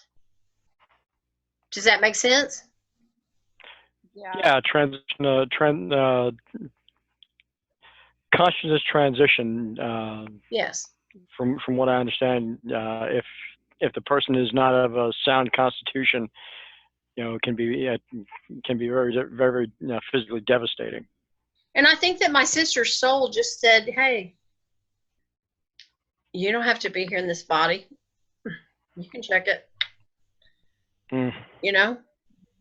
So, maybe that was it. Maybe her yod was to leave us all here wondering. That was her activation. I don't know. Anyway, Pisces and Neptune has been really pushing the masses toward this whole healing movement and this metaphysical movement and this enlightening, this spiritual awakening that we're all feeling and having. And in some cases, it's kind of made a, guru in a box, for lack of a better word, like a Cracker Jack box, 10 cents a guru, get your prize. Anybody can be a guru in this day and age. Right. Right? because everybody's having these spiritual awakenings, and they want to, and we are here to like help each other through this transition. But it's like now everybody's kind of like, it's kind of weird. It's like everybody's profiteering on, like filling stadiums and stuff because they've had these may or may not have even had these things. Who knows? Everybody's got like this big YouTube channel with all these followers. It's kind of funny because I immediately thought of I immediately thought of the biblical passage of beware false prophets, so to speak. Mm-hmm. Mm-hmm. And considering again with the Neptune retrograde, the planet of illusion, Right, exactly. that's a very deception. And yeah, exactly. That's exactly right. You got it. So you picked up on that thread. That's exactly what I was trying to say, John. Yes. Yeah, you got it. So it's also, wouldn't this be connected to like the breaking up of the structures, meaning, how the religious structures are breaking up? There's not as many people going to the churches and synagogues. I believe that's kind of breaking up a bit. And so, it is connected to the false prophecy thing, but it is connected to this whole awakening and trying to find a different way of spirituality. And wasn't it in Aquarius before Pisces? So yes, actually, that's interesting. We were in the Piscean age. Now we are in the Aquarian age. That's right. God, I always do that. Okay. No, that's okay. That's okay. You'd think it'd be the other way, but yeah, we're in the Aquarian age now. Okay. But yes, y'all are straight on. You get the symbolism of it. You get the esoteric part of it, I guess. For lack of a better word. Yeah. Okay. So basically the effects of when Neptune goes into retrograde on a personal level, Neptune slows down, and its work is really to break out. Literally, I wrote false idols out of deception wherever they can be found. So whatever anybody is worshiping, it better be true and upright. Otherwise, you're going to be found out because Neptune's in retrograde, and it will lift the veil. Okay? It's not going to help you because I believe that Neptune wants us to operate out of faith. I used to think it was mean and deceptive. I don't think it is. I think that I do think it's kind of deceptive, but I think it's more of like it just wants us to operate out of faith. We don't have to necessarily see it. It's things that we know that are there that we can't touch. Okay. So that's really for me that's actually very very interesting personally, because I follow the practice and ideology of alchemy, and alchemy, I view it as the superior science, as opposed to it is the precursor to modern science, but modern science has limited itself because it does not take into account or acknowledge the intangible.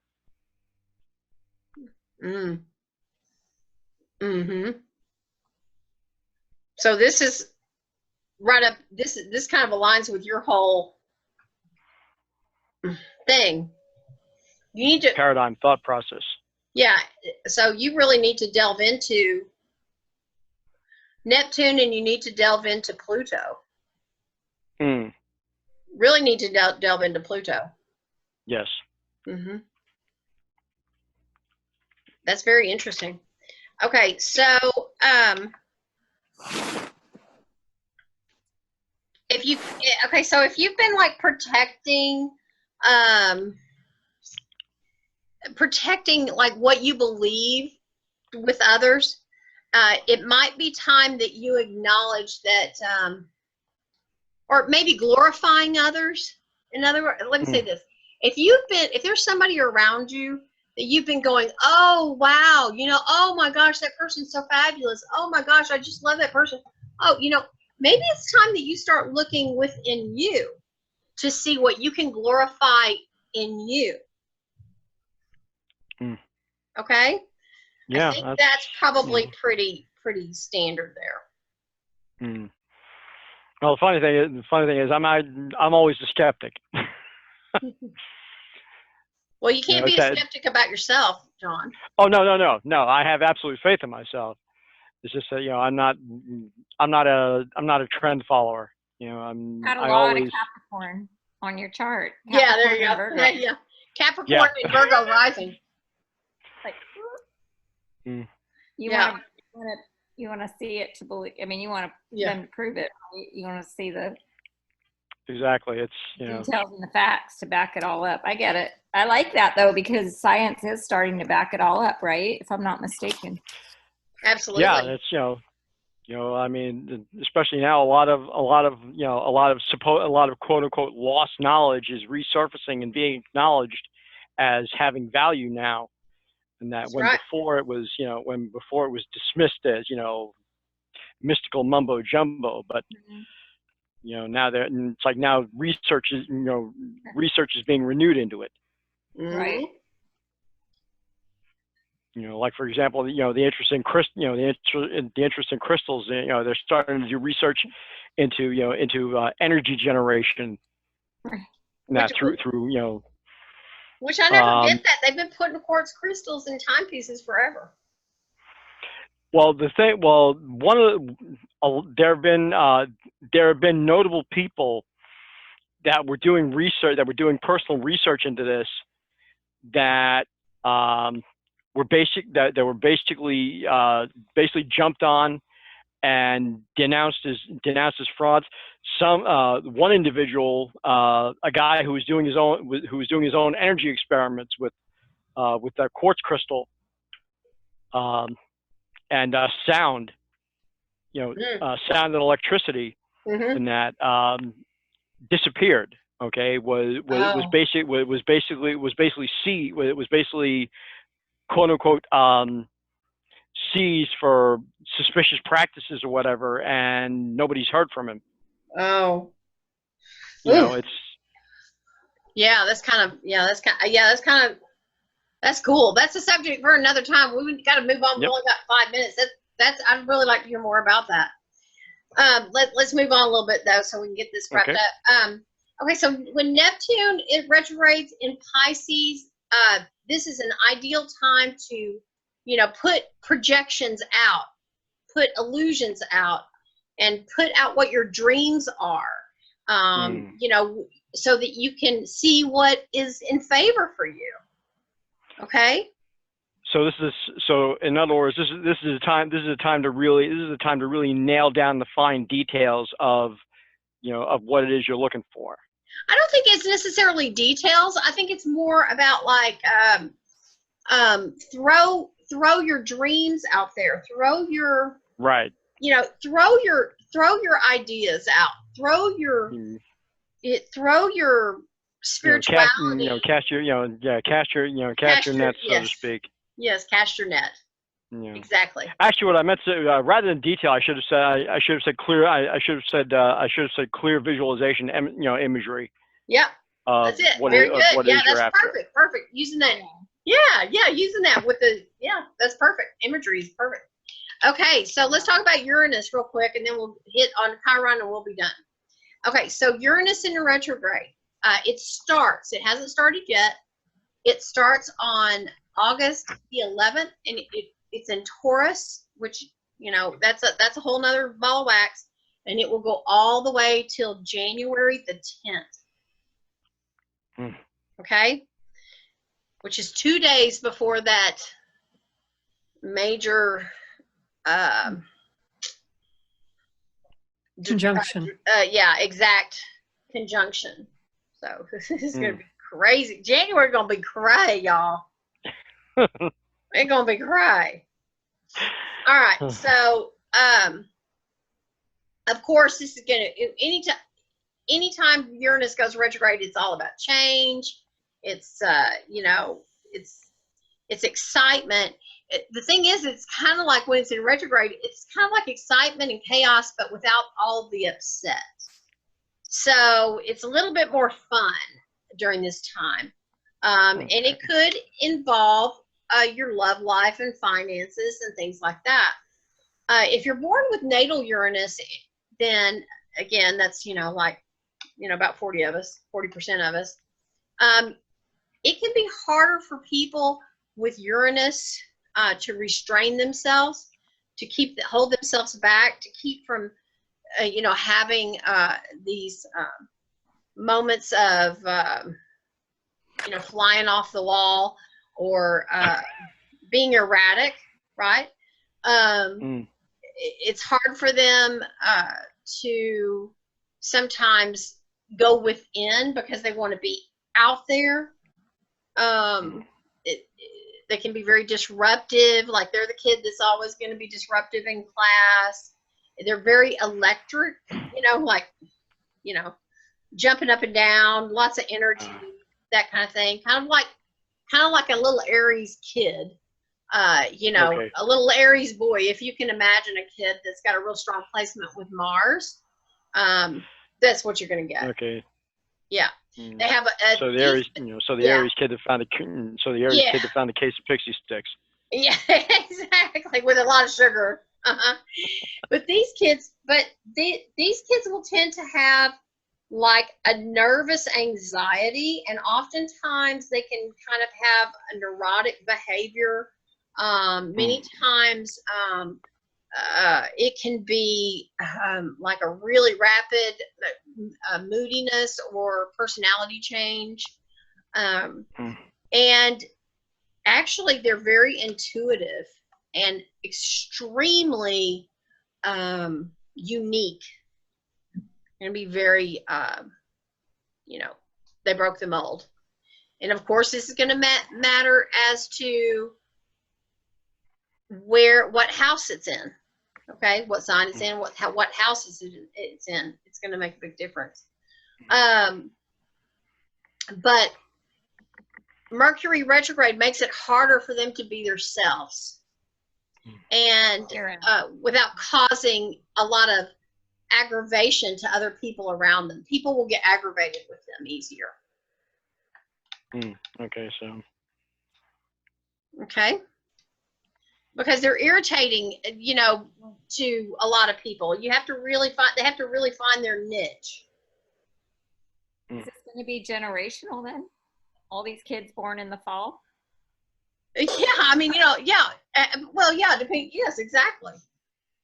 Oh, great. Well, okay, think of 5 years for sure. I mean, really, if you think about it, there's a whole bunch of kids that are born too late to go to school in their year. Yeah. I mean, that alone puts them a little. I get the bonus room. That's me. I get those kids. Right? And then they're a little later. They're a little older, a little bit more mature, or they're a little younger if they pushed them too fast. Yeah. Even that alone, when you think about it. And we just take it to, they were born here, so they just weren't mature, or they were held back, or we just take it like that. But there's reasons for all of this, right? So yeah, I'm going to start looking at all the kids' birth charts now. Let me tell you something. There's some money in that. Okay, so when Uranus is retrograde in transit, then it lasts 155 days. That's a long time. But it only moves 4 degrees backwards. That's how slow it moves. Okay, and then aspects again are very important with this. It's going to how it really affects how it changes your life specifically, rather than the big collective. Is going to be how it affects how it aspects your natal chart. If you're looking for like a major change, and you've tried to change, but you can't make it happen, chances are it's going to happen when Uranus is in some sort of positive retrograde influence Mm. and well aspected.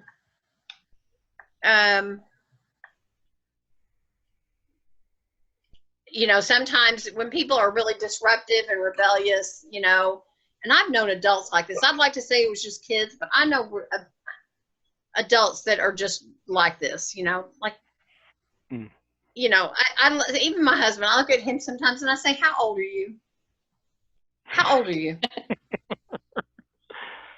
And now he just says 14. And I swear I don't even think, I think that's stretching it. Hey, that doesn't work unless he's a Capricorn. We age in reverse. But you know, it's these it's people that, you know, they're always rebellious. You know, they're always picking a fight. They're always gonna, you know, never gonna say yes. They're always wanting to take the opposite side. Y'all, everybody knows people like that. Yep. These are the kinds of people. This is what Uranus retrograde will do. It will help them. It'll keep putting them in positions where they have to face that, and hopefully, eventually, they will get up into that higher consciousness, and they'll go, well, I guess I don't have to always be the rebel without a cause. Okay. Sally, I have a question. Go ahead. Is there any way to have a drawing of the transiting planets, and how, you know how on your natal chart you see all the angles and you can see the red lines and the blue lines? Is there a way, is there any kind of chart that will show that on your transiting planets? On like what's transiting? Like on you say the on your natal aspects, chart, or just what's happening on today? Well, like if I wanted to see how Uranus is aspecting my chart and where it's activating things besides the hard way, is there an easier way where it will show all the lines or anything, or you just have to look it all up? I think I know what you're asking, and yes, there is. You need to try. If I'm answering, try looking at a Coke. Okay. A Coke, and I'll try to help you with that. And then you have to put in, and then you want to just put in transits. Don't look at progressions. Just put in transits. Okay. Okay. Yeah, I just didn't know if there's like, oh yeah, you just go into astro.com, you pull up this kind of chart. So I didn't know if I was not pulling up an easier chart to see. Yeah, I think I know what you're talking about. Yeah, you want to see how I mean, it gets kind of crazy because it's going to pull up a lot. Oh, okay. You know, because everything's everything's expecting everything. Well, you kind of answered my question. There's not a super easy way to do it. You just have to figure it all out. Yeah, I mean, you can always, you know, look and see what's going on, like where everything is today, and just count your numbers. It's very easy. Yeah, I think that's what I need to do. Look at today's sky chart, what it looks like. Okay, thank you. Especially when you're starting off, that's why you need to look at it anyway, so you learn it first. Learn it the old-fashioned way. Okay, so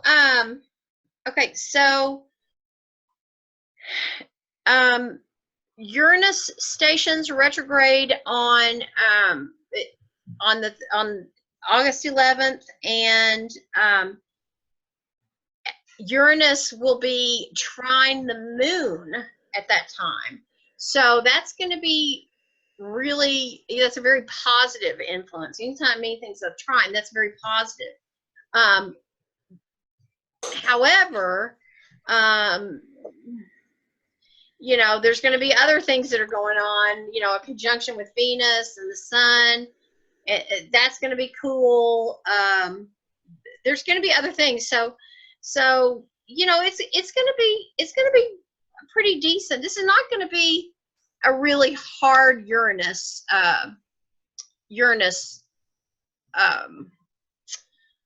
in my opinion, it's not going to be a hard one. I think last year was really hard. I don't think this one's going to be really hard. We may see a lot of fervor about it when we get into January, just because of all the other stuff that's going on. Okay, so one more thing, we're going to talk about Chiron. It just went retrograde day before yesterday. Okay, so that was on the 8th, and it will be retrograde until December 12th. And it's in Aries right now, and it will be in Aries until 2027. This is a pretty long cycle. It takes Chiron about 50 years to make a complete orbit. So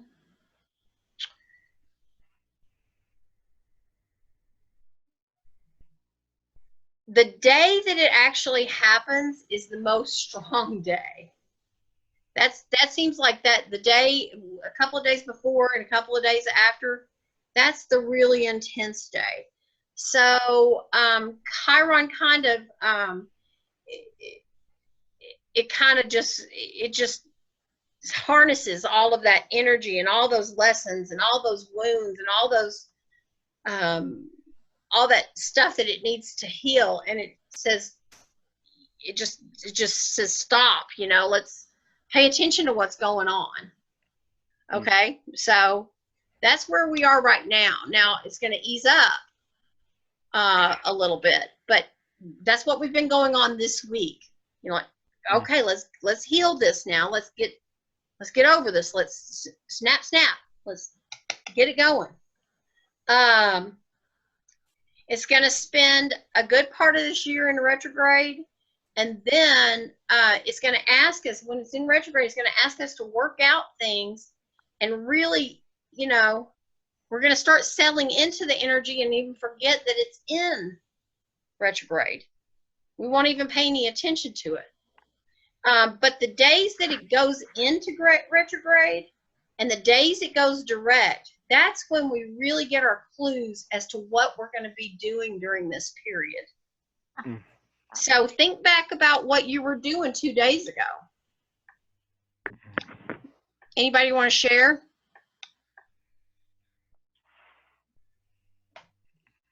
Let's see, 2 days ago.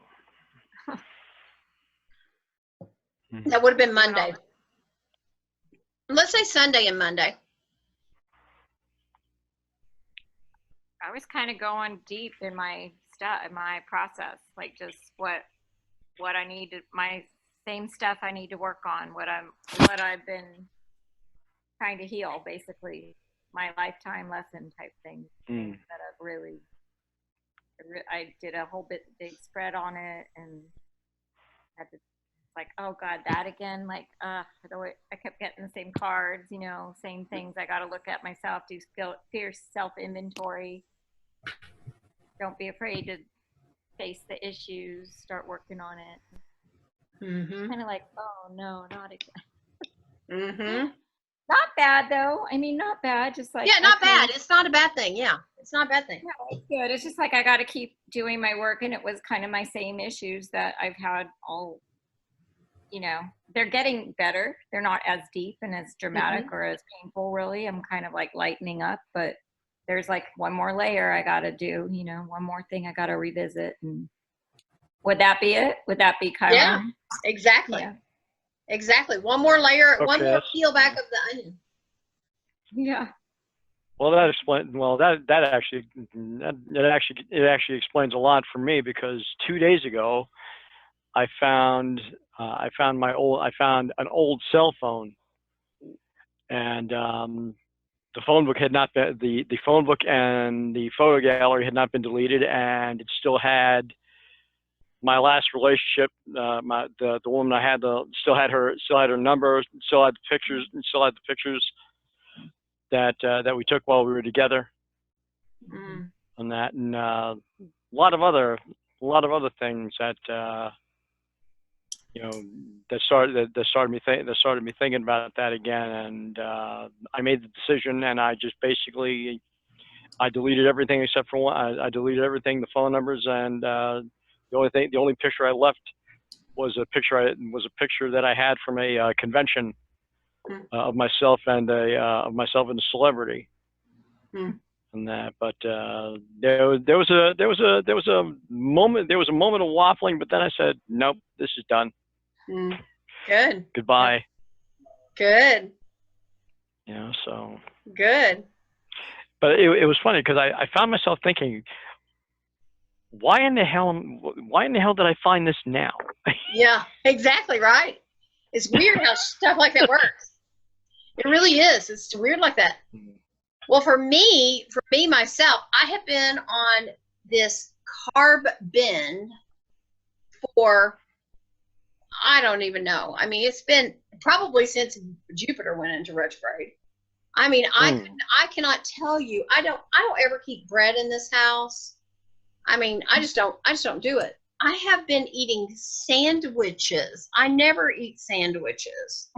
I baked brownies. I don't bake. And I have gained so much weight. So I don't know, I just decided, okay, well, I guess I'm just getting rid of all the carbs now. And so I just threw out all the bad stuff, and that's what I kind of went through on once again, I'm doing that. So it was just like, I just can't, I really would feel a lot better if I just do it again and just get rid of all this. I mean, I know it's not serving my body. So it's not, doesn't even make my mind feel right. Anybody else want to share? I was totally reading up on like addictions and going deep on that topic, and I actually had to scroll through my phone to see kind of what was going on those days. But and also though, I was doing like a lot of like, I cleaned out the garage and cleaned the house, and Yeah. So it's like a cleansing. So like a cleansing. Yeah. Yeah. Yeah. And I bought a bunch of things that I thought were, good for me. And, I don't know. Just like I have a ton of lemons in the refrigerator. Okay. That kind of thing. Like I'm using those fresh lemons and, that kind of stuff. So those are our clues as to what this Chiron period is going to be about, right? All right. So here's some other things. All right. So it's going to be about our physical health and well-being. Okay. So think about it's in Aries. So Aries rules the head. So if you get sinus infections, you get headaches, you're prone to any kind of illnesses with the eyes, anything like that, you want to look and listen to the wisdom. Just really, be conscientious of those parts of your body. Okay. Okay. All right. It's from here up. Aries is from here up. Okay. Oh, yeah. All right. It's your mental health and well-being. So you want to, Aries really wants to be the leader.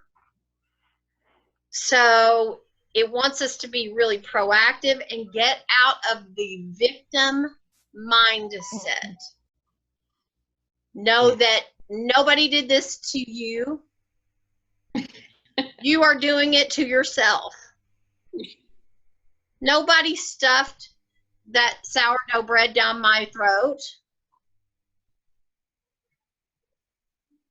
I gladly picked it up, put some butter in the pan, toasted it, and flipped it over. Sounds good. I know, it was. And I can show you the pound it put on my left cheek, too. That's so funny. Yeah, this is so amazing. I can't believe how it's exactly what's been going on. Yeah, that's it. Okay, so It's all about changing that, starting to change your belief patterns. Okay. Yeah. And then it's about your emotional well-being. Okay. So you got to stand up because, okay, so you got to think about what Aries is. It's the warrior. It's going to protect. So you got to stand up for yourself. You've got to set boundaries.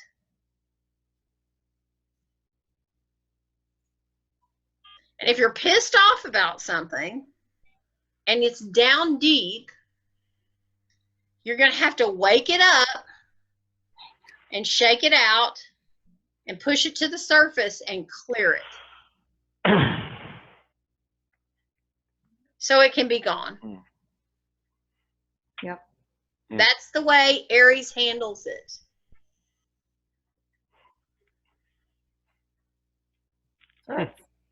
That's the way Aries handles it. That doesn't mean go and whip somebody's ass. But you might have to, like punch a pillow or two. Okay, for your spiritual self, you need to ask, remember Aries is the I am, right? So you have to ask, who am I? And be really aligned with that person. Find out what motivates you to do the things that you do. Really look at that and say, okay, is this really it? Okay, I'm motivated to do this because it makes me a good person, or I'm motivated to do this because it gives me immediate gratification, or I'm motivated to do this because the outcome is more positive and it feeds my soul, whatever that is for you. But ask those questions. And then your soul, this is about being, really accepting yourself. Yep. Despite of everything, all the screw ups that we've done, all the shame that we put on ourselves, all that stuff, all of the traumas that we've went through, all of everything that we've gone through that's made us who we are now, so accepting everything that we did that we may not be so proud of, all those, all those things that we said in haste, the people that we,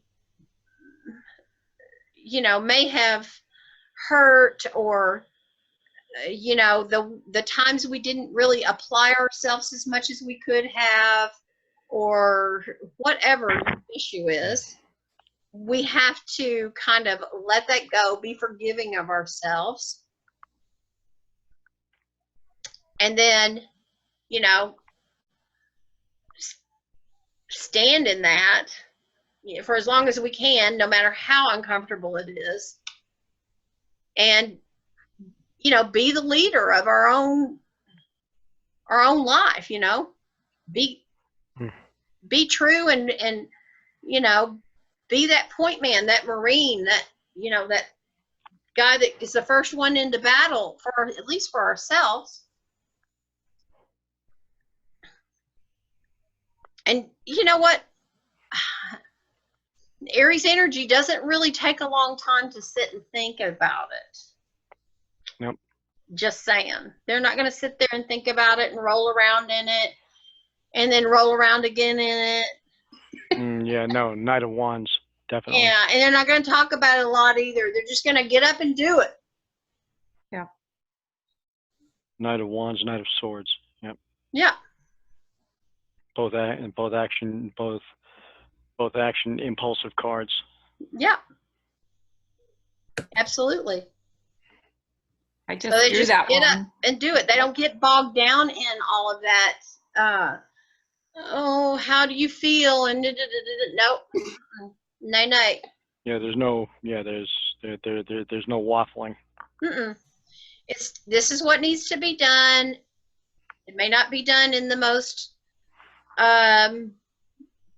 beautiful way, but it'll get done. Allow yourself to just get it done. Whatever it is that you got to get done, just allow yourself to get it done. And, you know, if it's not pretty, it's all right. And, you know, when I say, you know, don't get bogged down in the thinking, you know, that's going to be like the self-worth stuff. Well, I'm not good enough to make that much money. I'm not good enough to find love. I'm not good enough to find, or you know, I'm getting too old to find love again. I'll never find the person that's going to be able to get along with me. I'm getting too old to be able to live with somebody else. I don't know if I want to share my life with somebody else. I'm too stuck in my ways. You know, all that. Blah, blah, blah, blah, blah, blah, blah. It's time to Aries be the supreme doesn't care. egotist. Yeah, Aries doesn't care. They don't care. That's your story. That's your story. Either you want it or you don't want it. Yep. That's it. So here's the deal. Aries doesn't walk, you know, you've got this wound. Chiron is the wounded healer. You've got this wound. Okay? Everybody has wounds. Everybody's had trauma. Everybody has had addictions. Everybody has had a bad mother or a bad father, a bad breakup, a shitty husband, a shitty wife, you know, accident. They've got a weight problem. They've got, you know, some type of, you know, really quirky, weird personality thing. A missing tooth. What the hell? An ugly dog. The thing is, you don't need to walk around with this big, you know, name tag on you that says, "Hi, I'm Sally. I am fat. I have a crooked nose. I have an ugly dog." You don't need to walk around with this like a badge of honor. Yep.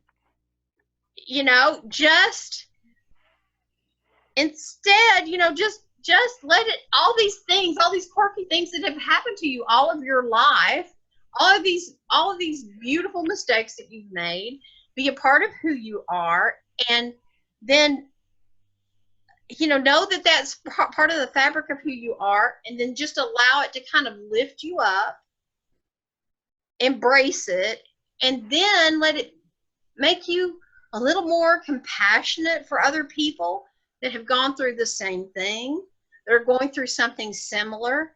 Let it, you know, maybe it makes you more caring, more trusting, more loving toward other people, and then that's part of the whole wounded healer deal. You have these wounds, you heal them, and you help others heal. They see how well you're doing. That inspires them to heal their wounds. Oh, I love that. Yep. Heal the healer. When you have a Chiron return, Yes. does that switch? Is that when it really switches from being the wounded to the healer? Or I think mine. Yes, I do think I think you go through it several times. I think we go through it with each time it moves, but when you have a Chiron return, that's a big deal. Yeah. Yeah, that's a biggie. That's a big life changing, like, okay, now I'm gonna shake out the sheets. Yeah, that's when I decided to turn it all around, pretty much. Mm-hmm. Like, I mean, I really had a shift. Like, okay, like I can actually go heal others now, or help, guide. Like, it just switched from being the victim to through a variety of experiences that I had to go through to get me to wake up. But I just finally woke up and was like, I don't know, stopped judging myself, and I stopped feeling bad about myself, and I just decided to accept it. I don't know, it was cool. But Yeah. it wasn't good at the time. I'm not saying it wasn't painful, but Well, no, it is painful, but that's all part of that growing thing, you know. Growing go pain. we go through that growing. Growing pains are pain. I mean, it is. There is something to it, and it's like, if we don't go through that painful part and break off like pieces of us, then we don't have any room to put any of that good stuff back in. Yeah. Love that. It's true. Hey, I just have to read you this quote because I posted it this morning. And it says, one day you will tell your story of how you overcame what you went through, and it will be someone else's survival guide. Aw. Wow. Mm. Yeah. That's Kind of. That's kind of like what you just said, Sal. Yeah, kind of is. That's true. Yeah, I wish I was the one that was smart enough to write that quote. Yeah, me too. Dang. There's money in them there lines. Okay, so does anybody have any questions? I know we went pretty long. Sorry, you guys. Oh, it's been good. Okay. So next week we'll be talking about we're going to be talking about eclipses. okay. And that should be a pretty fun class. And what I want you to do is I know some of you won't be back, but if you decide you're going to come back, that's great. And if you do decide, I think that if you do come back, I want you to look at last year and tell me what was you can just Google what the dates were with the eclipses last year and tell me what was going on with you last year. Okay. There were a lot of eclipses last year. Actually, go back for 2 years. And then we'll take a look at that. We're going to talk about last year's. We're going to talk about what's going on for this year. And then we're going to talk about the beginning of next year. Probably up until this time next year. Okay?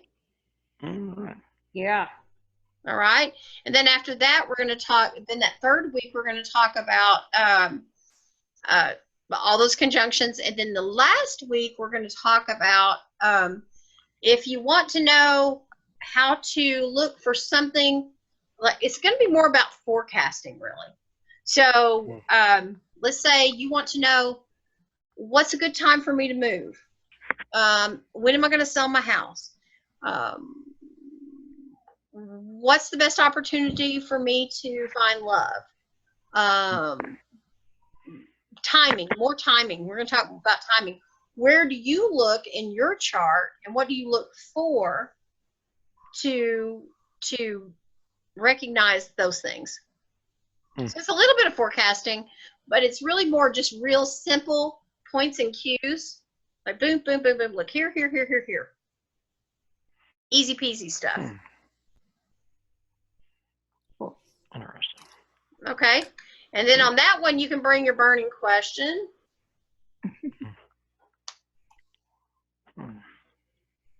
All right? Yeah. All right. Did everybody have fun? Oh, yes. That was great. Thank you Great. so much. You're so welcome. Yes, thank you. Thank you, everyone. Thanks, Sally. You're welcome. Okay, so I will send you the copy of I'll send you a link to this. Download it. And then it'll be yours for ever, I guess. And then just enjoy it. Just download it right away, just in case there's any problems or anything like that. Okay. Yeah. Y'all were amazing. You had great questions, and y'all be safe. You too. I look really yellow and jaundiced in this room. These These Zoom meetings don't do anything for anybody's self-esteem. I Yeah. don't think. Yeah, I don't like Great. looking at myself that much. Yeah. Look how My pretty color. Dana looks though, with all that bright, airy California stuff, all that light. Yeah. Right. I'm gonna go take a walk, I think. Yeah. All right. Guys. Blessings and stars. Thank you. Bye, Bye. you guys. I enjoyed it.